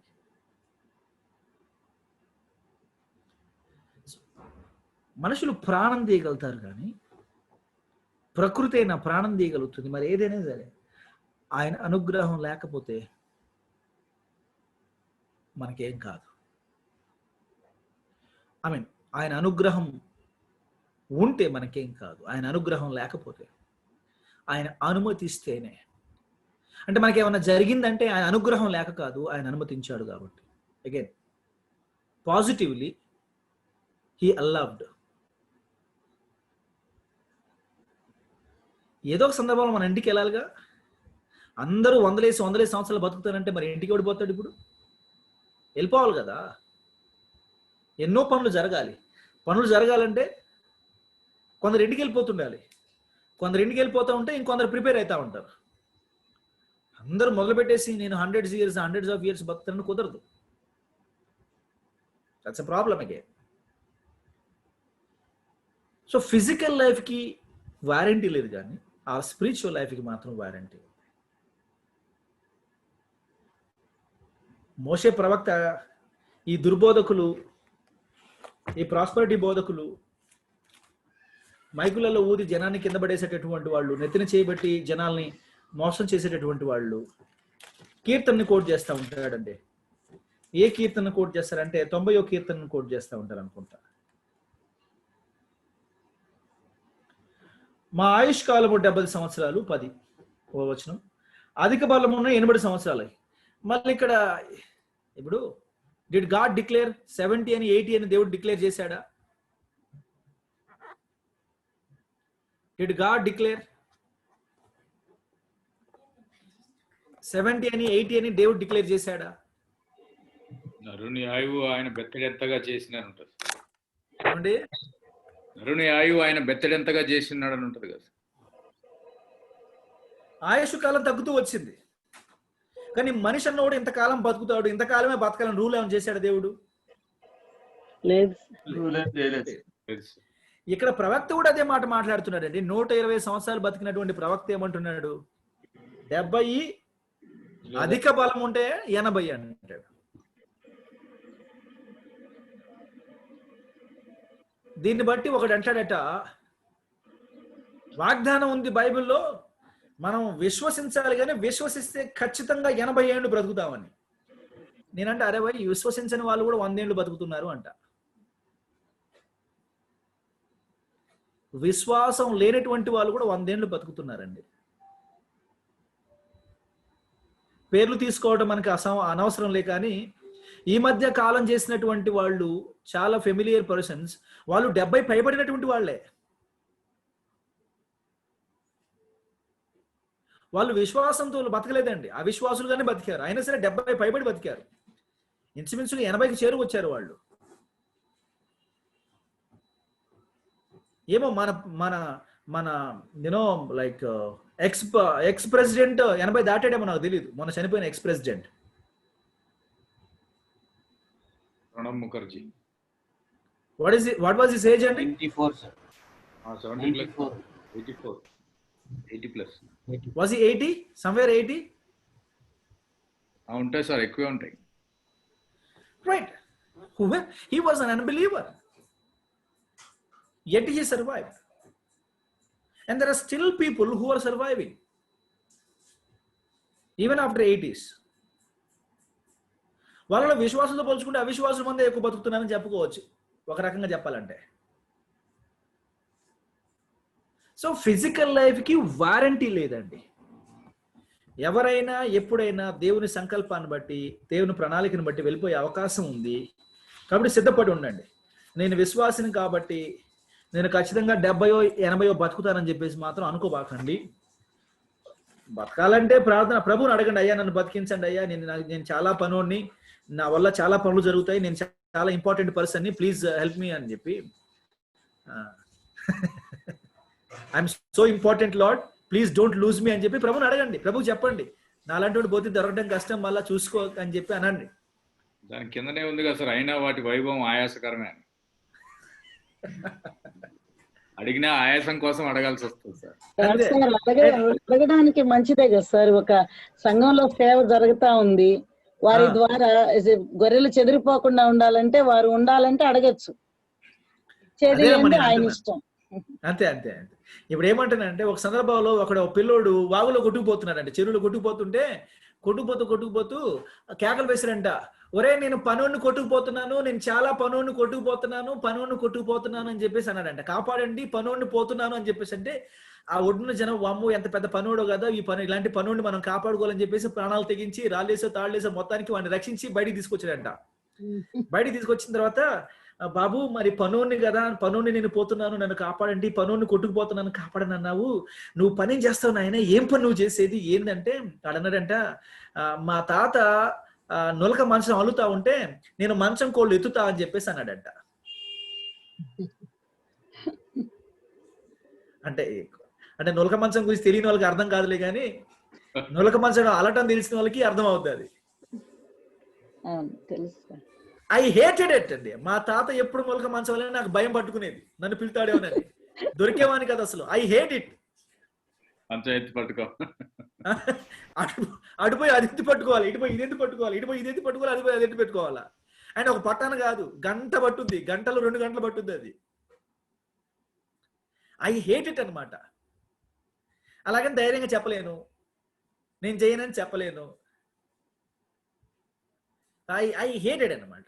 ఏంట్రా నువ్వు చేసే పని అంటే, మా తాత మంచం అలితే నేను కోడెత్తి పట్టుకుంటానడంట. ఓహో, ఇది అన్నమాట నీ పనితనం, ఇందుక నేను కాపాడాల్సింది. ఎవరండి?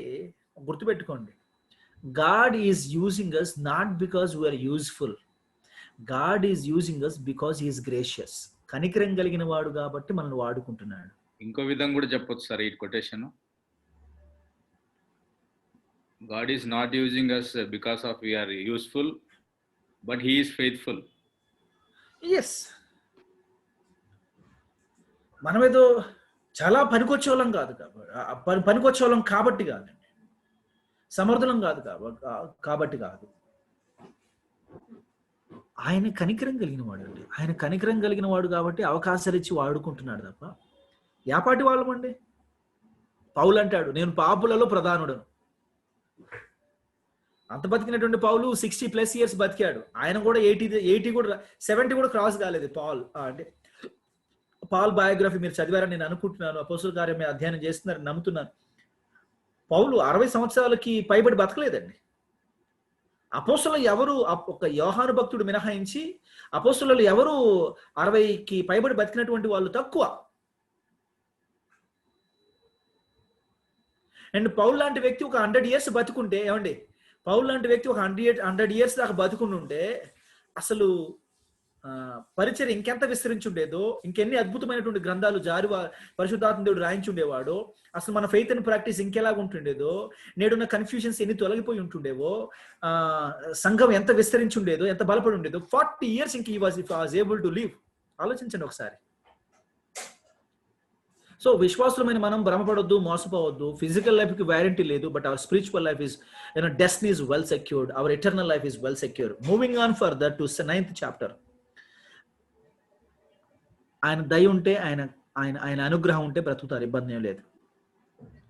నాకు బహు దుఃఖమును అంటే సెక్యూరిటీ ఆఫ్ సాల్వేషన్ గురించి చాలా రూఢిగా మాట్లాడాడు. రూఢిగా నమ్ముచున్నాను.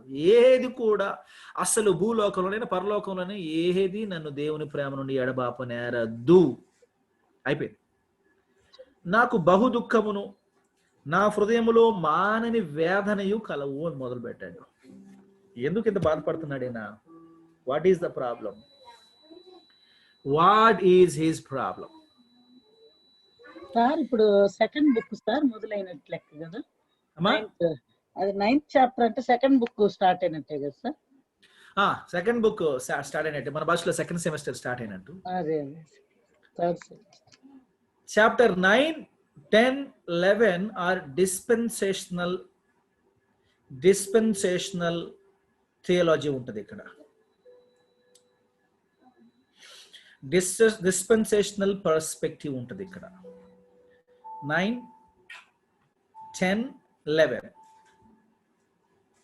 9, 10, 11 డిస్పెన్సేషన్స్ ఉంటాయి. So very very important. Very very very నాకు బహు దుఃఖమును నా హృదయములో మానని వేదనయు కలవు. క్రీస్తునందు నిజమే చెప్పుచున్నాను, అబద్ధం ఆడుట లేదు. పరిశుద్ధాత్మయందు నా మనస్సాక్షి నాతో కూడా సాక్ష్యం ఇచ్చున్నది. సాధ్యమైన ఎడల దేహ సంబంధులైన నా సహోదరుల కొరకు నేను క్రీస్తు నుండి వేరై శాపగ్రస్తుడనే ఉండగోరుదును. అంటే 7వ అధ్యాయం నుంచి కొనసాగుతూ వస్తున్నాడండి ఆయన. కొనసాగుతూ వచ్చి 7వ అధ్యాయంలో ధర్మశాస్త్రం కింద ఉన్న యూదుడు ఎంత నిస్సహాయుడో బోధించిన తర్వాత, 8వ అధ్యాయంకి వచ్చిన తర్వాత క్రీస్తు యేసులోకి వచ్చిన తర్వాత ఎలాంటి నిత్య నిరీక్షణ కలిగిందో ఆ నిత్య నిరీక్షణ యొక్క నిశ్చయత ఏంటో మాట్లాడిన తర్వాత 9వ అధ్యాయంలో మళ్ళీ ఆ 7వ అధ్యాయం నుంచి కనెక్ట్ చేస్తూ నా బాధంతా వాళ్ళ గురించే. ఎందుకు 7వ అధ్యాయం 25వ వచనంలో 24వ వచనంలో అంటాడు కదా, అయ్యో నేనెంత దౌర్భాగ్యుడను, ఇట్టి మరణమునకు లోనగు శరీరం నుండి నన్ను ఎవడు విడిపించును అని మాట్లాడిన తర్వాత నా బాధంతా వాళ్ళ గురించే. 8వ అధ్యాయము గ్రహింపు. ఈ గ్రహింపు వాళ్ళకి లేదు కదా. ఆ గ్రహింపు లేనటువంటి వాళ్ళ గురించి ప్రస్తావిస్తే ఏమంటాడు, నాకు బహు దుఃఖము నా హృదయంలో మానని వేదన కలుగుతుంది. ఎందుకంటే నా సహోదరులైనటువంటి ఇశ్రాయేలు గురించి, వాళ్ళ రక్షణ గురించి నేను ఎంత ఆవేదన పడుతున్నాను, ఎంత దుఃఖం పడుతున్నానంటే, ఒకవేళ పౌలనే నేను నా వల్ల వాళ్ళు అభ్యంతరపడి ఈ పౌలు అనేవాడు శాపగ్రస్తుడు అవుతానే మేమందరం రక్షింపబడతామంటే వీళ్ళ రక్షణ కొరకు నేను శాపగ్రస్తుడను అవుతాను అంటాడు. That is the fervour. అంత తీక్షణంగా, అంత బలంగా ఆయన తన సహోదరైనటువంటి తోటి ఇశ్రాయేలీయుల యొక్క మారుమనసును కోరుకుంటున్నాడండి ప్రియులారా. ఇక్కడ ఒక స్టేట్మెంట్ ఉంది, కొంచెం కాంట్రవర్షియల్ స్టేట్మెంట్. ఇది నేను క్రీస్తు నుండి వేరే శాపగ్రస్తుడని ఉండకూడదు. It is possible. నేను క్రీస్తు నుండి వేరే శాపగ్రస్తుడని ఉండకూడదు అనే మాట సాధ్యమేనా? Is it possible? క్రీస్తు నుండి వేరే ఉంటానంటున్నాడు. ఏమండి? సాధ్యం అవ్వదు సార్ అది. అంటే ఆల్రెడీ 8వ అధ్యాయం మనం చదువుకున్నాం కదా, అది అసాధ్యమనే కదా అని చెప్పాడు. నేను రూఢిగా నమ్ముతున్నాను అని చెప్పాడు. ఈయన శాపగ్రస్తుడైనంత మాత్రాన వాళ్ళు మారు మనసు పొందుతారా సార్? ఆయన అది చెప్తున్నాడు అనమాట. నేను శాపగ్రస్తుడని అయితే ఒకవేళ వాళ్ళని కండిషన్ పెట్టి అంటే ఇది హైపోథెటిక్ స్టేట్మెంట్ అండి, హైపోథెటికల్ స్టేట్మెంట్ ఇది. ఒకవేళ ఈ పౌలు అనబడేవాడు శాపగ్రస్తుడైతే మేము నమ్ముతాం, ఐఎమ్ రెడీ అంటాడు. అది ఆయన ఆవేదనతోటి, దుఃఖంతో, తన సహోదరుల మీద ఉన్నటువంటి ప్రేమతో, వాత్సల్యంతో చెప్పే మాటే కానీ నిజంగా ఆయన శాపగ్రస్తుడు అవుతాడని కాదు, ఆయన శాపగ్రస్తుడైనంత మాత్రాన వాళ్ళు మారు మనసు పొందుతారని కూడా కాదు. ఇవన్నీ హైపోథెటికల్ స్టేట్మెంట్స్.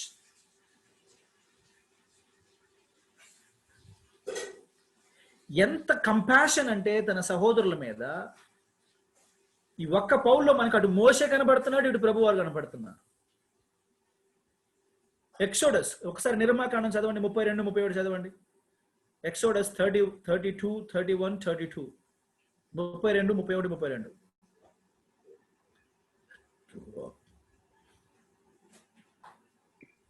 32, 31 సార్. 32, 31, 32.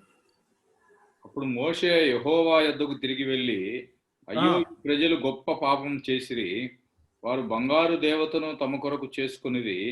అయ్యో నీవు వారి పాపమును ఒకవేళ పరిహరించితివా, లేని ఎడల నీవు రాసిన నీ గ్రంథములో నుండి నా పేరు తుడిచివేయమని బతిమాలుకుంటున్నాను. అర్థమవుతుందా సార్? Is it possible? సాధ్యమేనా? అయితే వాళ్ళని ఏమని అంటే నా పేరు కూడా దుడిచే అంటాడు. అంటే ఆర్ యూ బ్లాక్ మెయిలింగ్? ఏం మాట్లాడుతున్నావు నువ్వు? ఆర్ యూ బ్లాక్ మెయిలింగ్ మీ అన్నట్టు. అంటే మోషే హృదయం ఏంటో ప్రభు వారికి బాగా తెలుసు. అది సాధ్యమని కాదు, పేరు తుడిచిపెట్టబడడం జరిగేదని కాదు, కానీ తమ సహోదరుల మీద ఉన్నటువంటి ఆపేక్ష, వాత్సల్యం, దట్స్ కంపాషన్. అని అదే మాటను దాదాపుగా పౌలు అదే విధంగా వాడుతున్నాడు ఇక్కడ. నిన్ను శాపగ్రస్తుడు అయిపోయినా పర్లేదు, వాళ్ళ రక్షణ పడితే చాలు. మత్తయి శుభవార్త చదవండి, 23వ అధ్యాయము 37వ వచనం. యేసు ప్రభువు వారి మాటలలో మనం చదువుకుందాం. మాథ్యూ 23:37.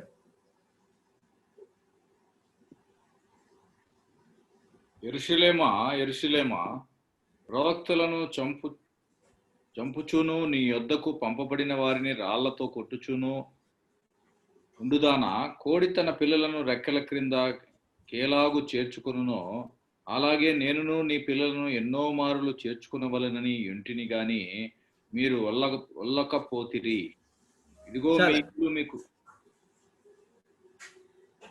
ప్రవక్తలను చంపుతూ వాళ్ళని సమాధులలో చేరుస్తూ తృణీకరిస్తూ ఎన్నో సార్లు నేను కోడి తన పిల్లలకి రెక్కల కింద తన పిల్లల్ని చేర్చుకున్నట్టుగా నేను చేర్చుకోవాలని ఆశపడి మీ కొరకు ప్రయత్నం చేసి మిమ్మల్ని చేర్చుకునే ప్రతి ప్రయత్నంలో కూడా మీరు నన్ను తృణీకరిస్తే వచ్చారని ఆయన యొక్క కనికరాన్ని, వాత్సల్యాన్ని ఆయన వెల్లడి చేస్తూ ఉన్నాడు.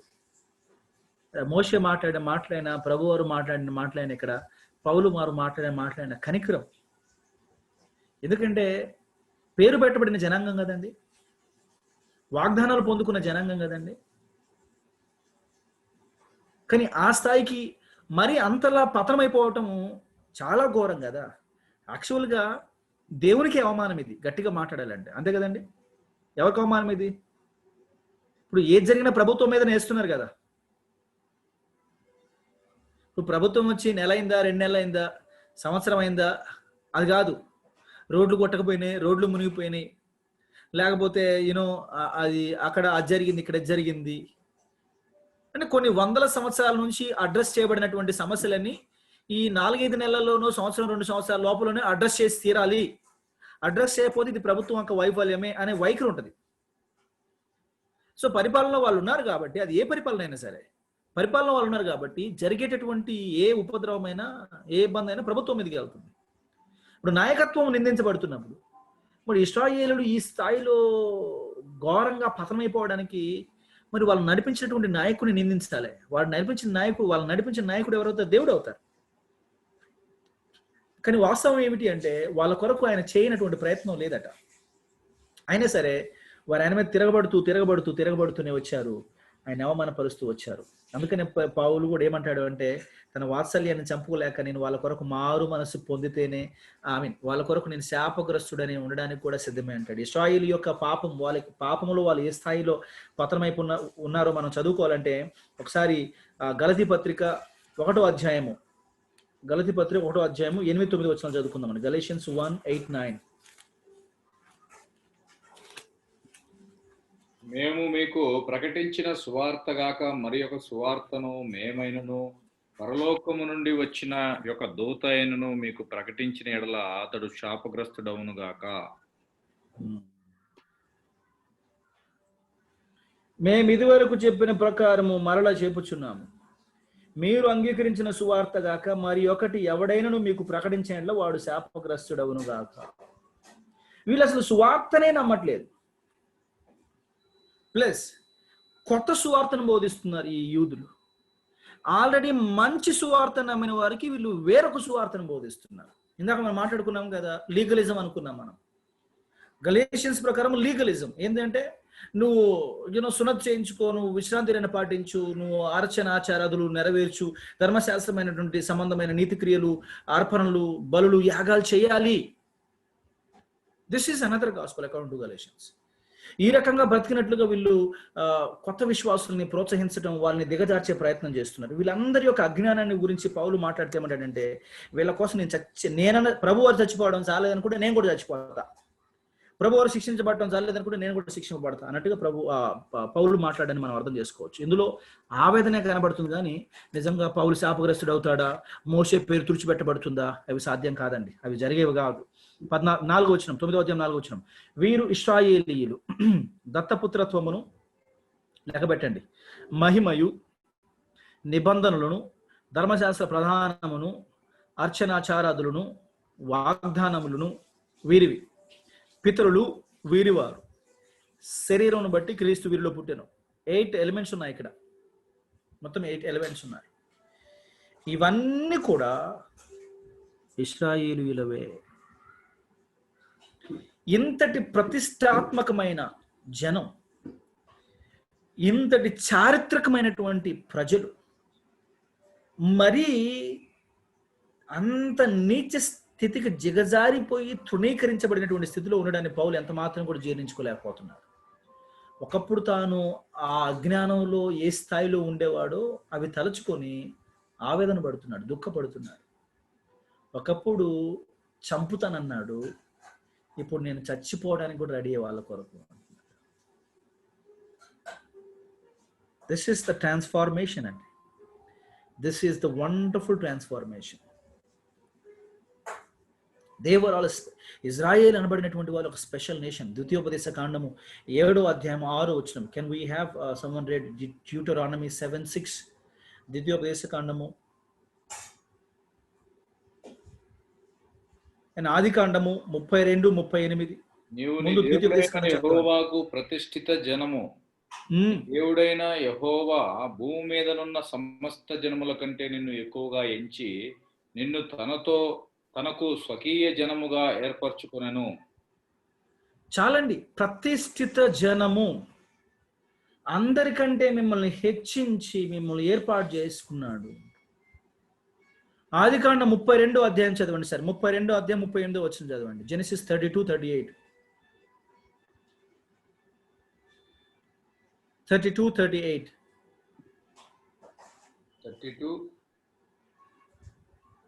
32 సార్, 38 లేదు. 32-38. 32లో 38 లేదు సార్, 32 వరకే ఉంది.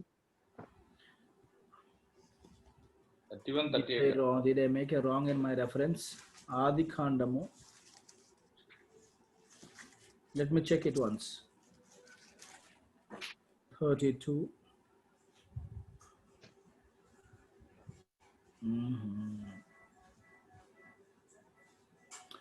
Fine. We will leave that reference. All right. So we will read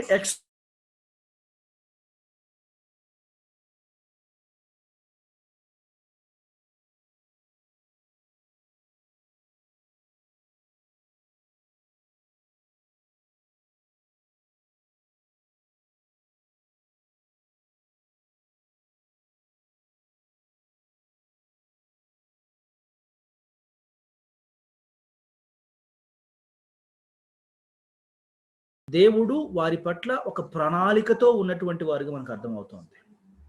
ఆ దేశాన్ని ఇశ్రాయేలుని ఒక జనాంగంగా ఏర్పాటు చేసి వాళ్ళని ఒక దేశంగా స్థాపించి వారికి సింహాసనాలను రాజులను రాజరికాన్ని ఏర్పాటు చేసి వందల సంవత్సరాలని వాళ్ళని కాపాడే ప్రక్రియలో వాళ్ళని స్థాపించడం కొరకే ఎన్నో దేశాలను పెకిలించాల్సి వచ్చింది, ఎన్నో జనాంగాలను తరిమివేయాల్సి వచ్చింది, ఎన్నో జనాంగాలను నాశనం చేయాల్సి వచ్చింది. మరి అంత ప్రతిష్టాత్మకంగా దేవుడు ఎస్టాబ్లిష్ చేసినటువంటి ఈ జనాంగము మరి పాతాళానికి పడిపోవటము ఇశ్రాయేలీయుడైనటువంటి ఒక పౌలు ఓర్చుకోలేకపోతున్నాడు. ఏం చేస్తే మీరు మారు మనసు పొందుతారు, ఏం చేస్తే మీరు సత్యాన్ని తెలుసుకుంటారు, ఏం చేస్తే మీరు దేవునిలోకి వస్తారు, మారు మనసులోకి వస్తారని ఆవేదనతో మాట్లాడుతున్నటువంటి మాటలే ఇవన్నీ కూడా. రైట్? దత్తపుత్రత్వం వాళ్ళదే, మహిమ వాళ్ళదే, నిబంధనలు కవనెంట్స్ వాళ్ళవే, ధర్మశాస్త్ర ప్రధానము వాళ్ళదే, అర్చనాచారాదులు వాళ్ళవే, వాగ్దానము కూడా వాళ్ళవే, భౌతిక సంబంధమైనటువంటి వాగ్దానాలన్నీ వాళ్ళవే. పితరులు కూడా వీరివారు. సంఘం ఎప్పటికీ ఇశ్రాయేలు కాదు, ఇశ్రాయేలు ఎప్పటికీ సంఘం కాదు. సంఘం వేరే, ఇశ్రాయేలు వేరే. ఇశ్రాయేలుకి సంఘానికి సంబంధం లేదు. సంఘాన్ని స్పిరిచువల్ ఇజ్రాయెల్ అని పిలవడానికి వీలు లేదు. Church is different, Israel is different.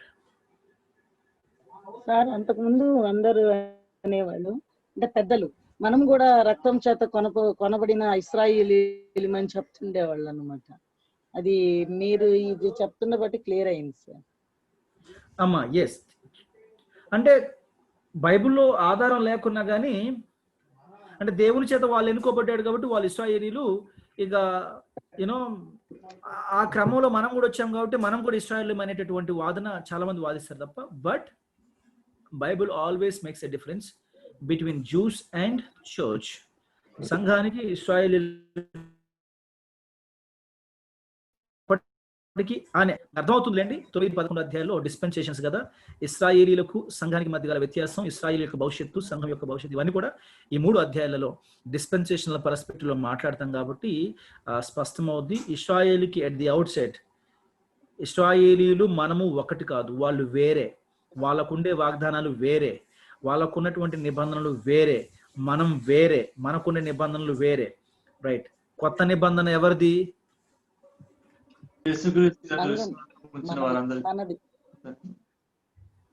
కొత్త నిబంధన కూడా ఇశ్రాయేలీయులదే, మనది కాదు. లాస్ట్ ఇయర్ మీకు థియాలజీ ఆఫ్ కవెనెంట్స్ చెప్పినప్పుడు ఎస్కటాలజీ అనే సబ్జెక్ట్ లో ఎస్కటాలజీ అనే సబ్జెక్టు సెకండ్ సెమిస్టర్ చెప్పినప్పుడు అక్కడ న్యూ కవెనెంట్ గురించి మాట్లాడాం. నూతన నిబంధన, ఇదిగో నేను ఒక నూతన నిబంధన ప్రజలు చేయబోతున్నాను మాట ఇర్మియా గ్రంథం 31వ అధ్యాయం నుంచి. కొత్త నిబంధన ఇప్పుడు అంటారంటే పాత నిబంధన ఎవరికి ఇవ్వబడిందో కొత్త నిబంధన వాళ్ళకి ఇవ్వబడుతుంది. మనకి పాత నిబంధన ఉందా? మళ్ళీ మనకు కొత్తది అట్ట వచ్చింది. పాత ఎవరికైతే ఉందో వాళ్ళకే కొత్తది వచ్చింది కదా. మర్చిపోతున్నారు. లాస్ట్ ఇయర్ నేర్పించినవి లాస్ట్ ఇయర్ అటకెక్కిపోతున్నాయి. పాతది ఎవరితో, కొత్తది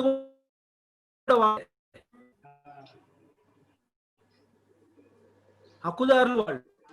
బైబిల్ గ్రంథంలో ఉండే కొత్త నిబంధన అనుకున్నాం సార్. అది మీరు అనేది కరెక్ట్.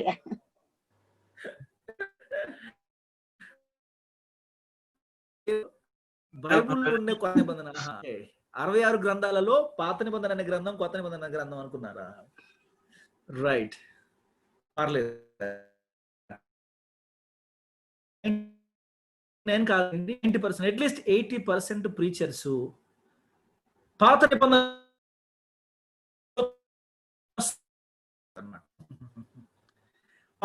ఇశ్రాయేలు జనాంగాంది, కొత్త నిబంధన అన్యులది అని చెప్పి మాట్లాడుతూ ఉంటాడు.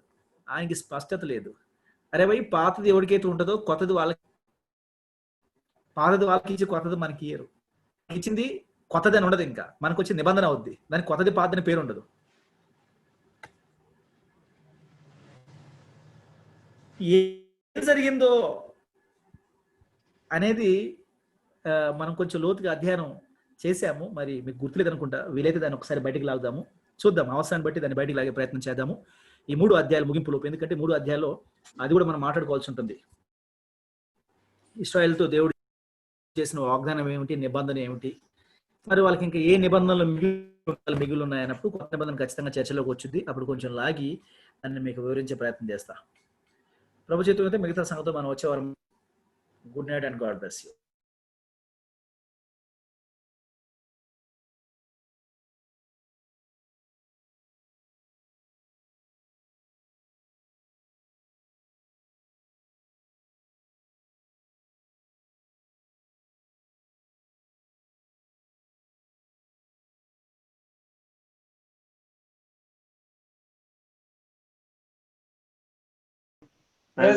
Brother. Praise the lord. Bye. అందరికి ప్రైజ్ ది లార్డ్. అందరు వెళ్ళిపోయినా వెళ్ళిపోయిందా?